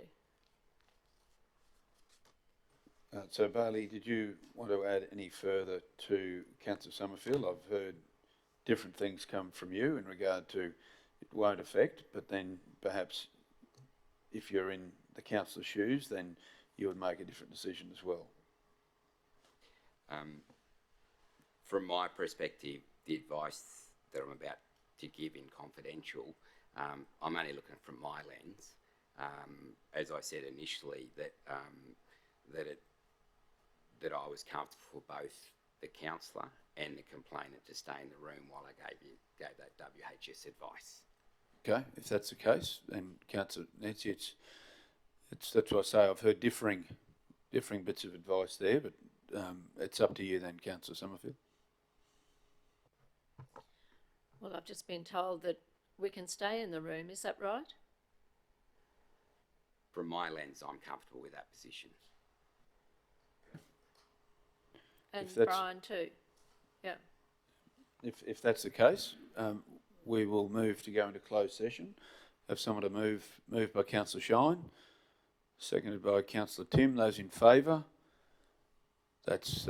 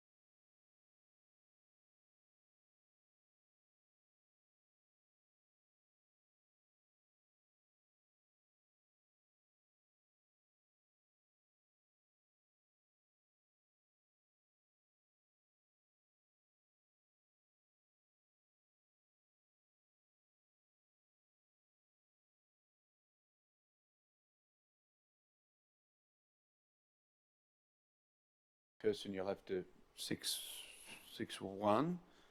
We'll have to keep that. Thanks, thanks, Gary. Yeah, no, that's okay. Councillor Shine, you're waiting there. That's very good. We're back into open session, Kirsten, when you're ready. Okay. Now, Bailey, we're after some further advice around legal matters. Can you provide any detail in regard to perhaps the councillor and the complainant? My recommendation would be to go into closed session to seek legal advice. And for the councillor and the CEO? It would be prudent to have both and leave the room so I can give clear advice to the remaining councillors. Thank you, Bailey. Councillor, well, just Councillor Nancy. I've got a couple of questions, if I may, before we do that. Chair, my submission was delivered to Council last Monday, the 7th of August. Could you confirm that councillors received copy of my submission with ample time to read it prior to today's meeting, please? I haven't been afforded that information by council. So, Bailey, you can answer the distribution of that. I can confirm it's been emailed to all councillors. That's been received. In ample time. Ample time. Thank you. I understand you have legal advice that I'm not privy to now, which is why we will be going into closed session. As per council solicitors, I have an opportunity to make a statement. When will that occur? When would be the most appropriate time? Possibly now? My recommendation at the end would be to give this initial WHS advice to the councillors, and then there will be a procedural fairness process that there'll be, depending on the resolution, whether the matter goes into closed discussion, you'll have time to come back into that meeting and make your submission. So when you come back in, yeah. Thanks, Councillor Nancy. CEO, you've heard similar from legal counsel in regard to that. Yeah, I'm happy to accept the advice of our legal counsel. It's a very difficult process for everyone, and this makes it more simple to consider that advice. If I'm not in the room at the time, I'm happy to leave for that purpose, but I just want to return when you're going out of this confidential discussion. Certainly. We'll let both yourself and Councillor Summerfield know when we come back into open session, by way of letting people know. So, councillors will now move to go back into closed session. Moved by Councillor Shine, seconded by Councillor Tim. Those in favour? That is carried.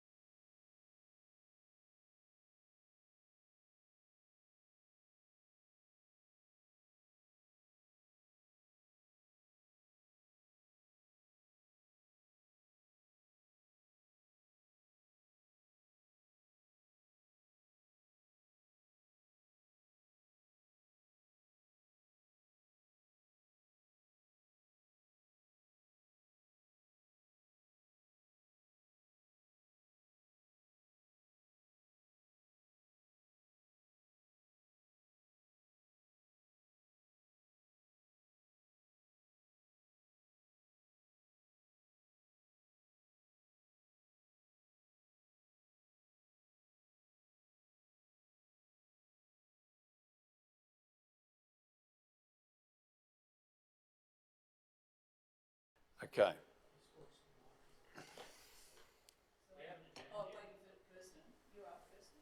Move to adjourn for 5 minutes.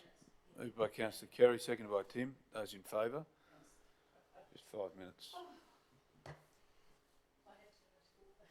Okay, we're back now. We're making headway, are we?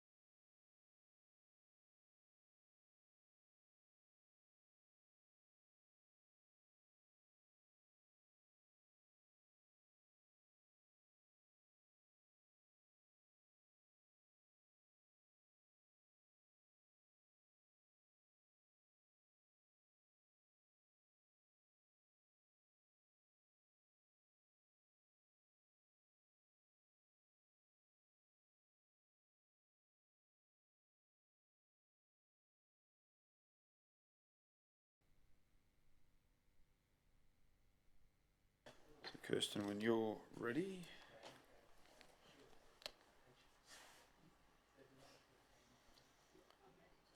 Thank you, Kirsten. Back into open session, councillors. And now, Councillor Summerfield, welcome back to you and CEO. The section 254JF in around workplace health and safety, we just had a closed session in regard to that, and the advice is that we still go back into a closed session, and whereby the opportunity for Councillor Summerfield is to present a submission, being the alleged person who's mentioned within this report. Given the advice that we have received from legals, it is prudent that we do go into a closed session for that, and therefore I ask someone to move that we go into closed session. Moved by Councillor Carroll, seconded by Councillor Kerry. Those in favour? That motion is carried.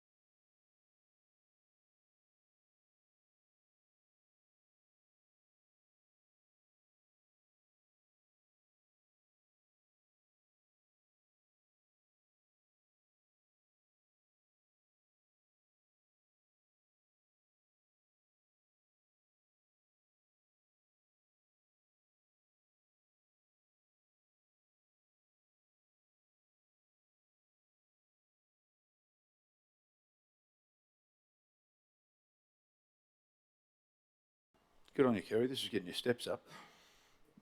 No more snacks.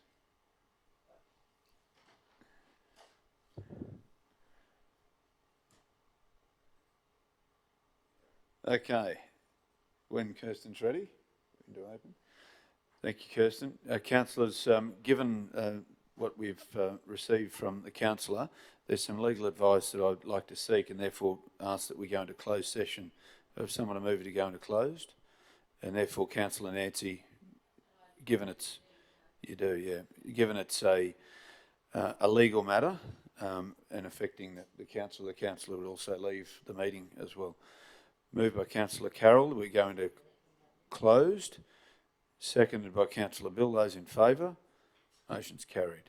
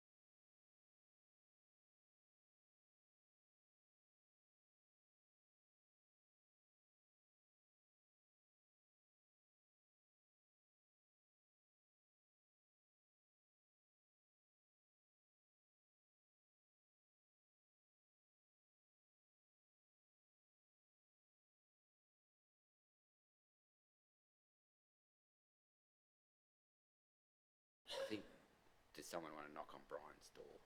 Yes, we need to do Yep. that. I'll send Nancy a message. Well, actually, Rebecca as well. Oh, after the vote. After the vote, yeah. Is Nancy just there, Karen? She'll see the door. Okay, She's sitting up there.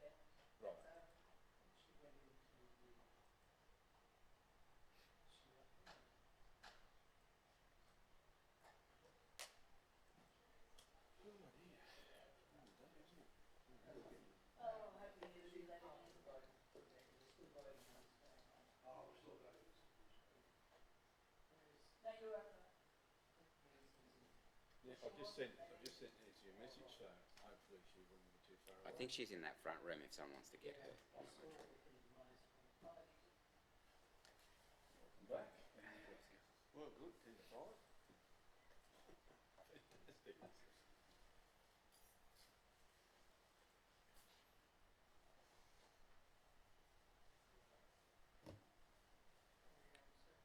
No, here comes Nancy.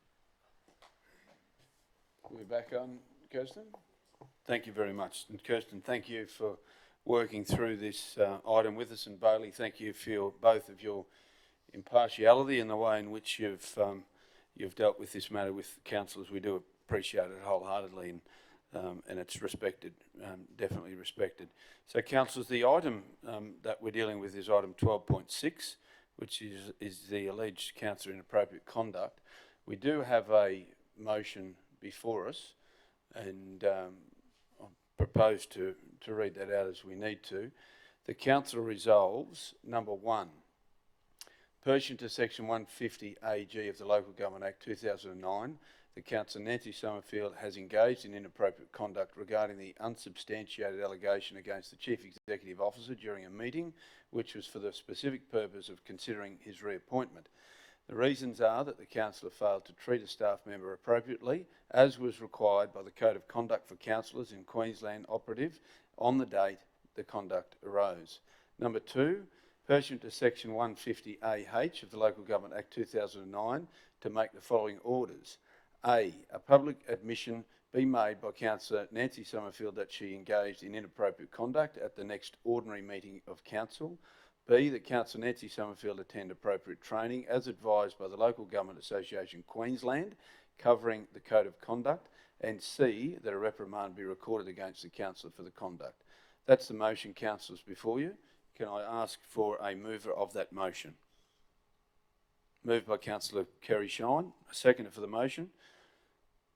Seconded by Councillor Megan O'Hara-Sullivan. The reason to go into debate? There's no reason to go into debate. Councillors, we put that motion to the vote. Those in favour of the motion? Those against? The motion is carried. Councillors, we move then to item number 13. We've got all votes. Item number 13. Councillor Rebecca, you can come back in. Thanks, Councillor Sean. Appreciate that.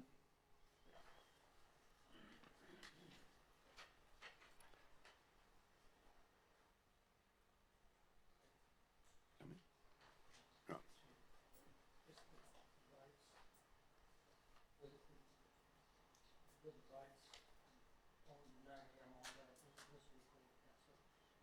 The votes are recorded. We can clarify that.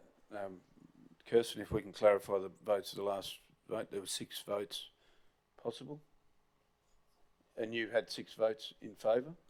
6 votes in favour. Welcome back, Deputy Mayor Bonhoff.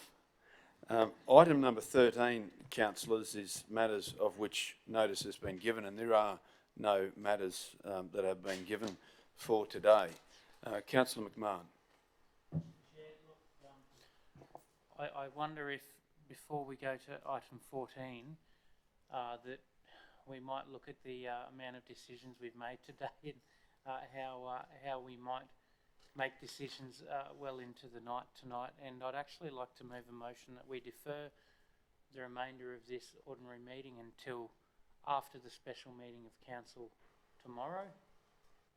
I think just that the ability to make a decent decision tends to fail towards the end of the day, and we still have some fairly important decisions that we need to make today. So I'm happy to move that, Chair, if there's a second. Thanks, Councillor McMahon. Well, just the wording adjourned, which is what you've, rather than deferred, it's adjourned, which Kirsten has put up there. So that's the motion, Councillor McMahon. If you're comfortable with that motion with the wording, be adjourned and resume tomorrow, which is the 16th. Councillor Carroll, you're happy to second that motion. Anyone like to go into debate for that motion? If not, councillors, can I put that motion to the vote? Those in favour? That motion's carried. Thank you, councillors, for the way in which this meeting was conducted today. Some difficult decisions were made, and I really respect the way that in which we've conducted ourselves today, and look forward to continuing the meeting tomorrow, 15 minutes post the special meeting of council in the afternoon, which begins at 2 p.m. Good afternoon.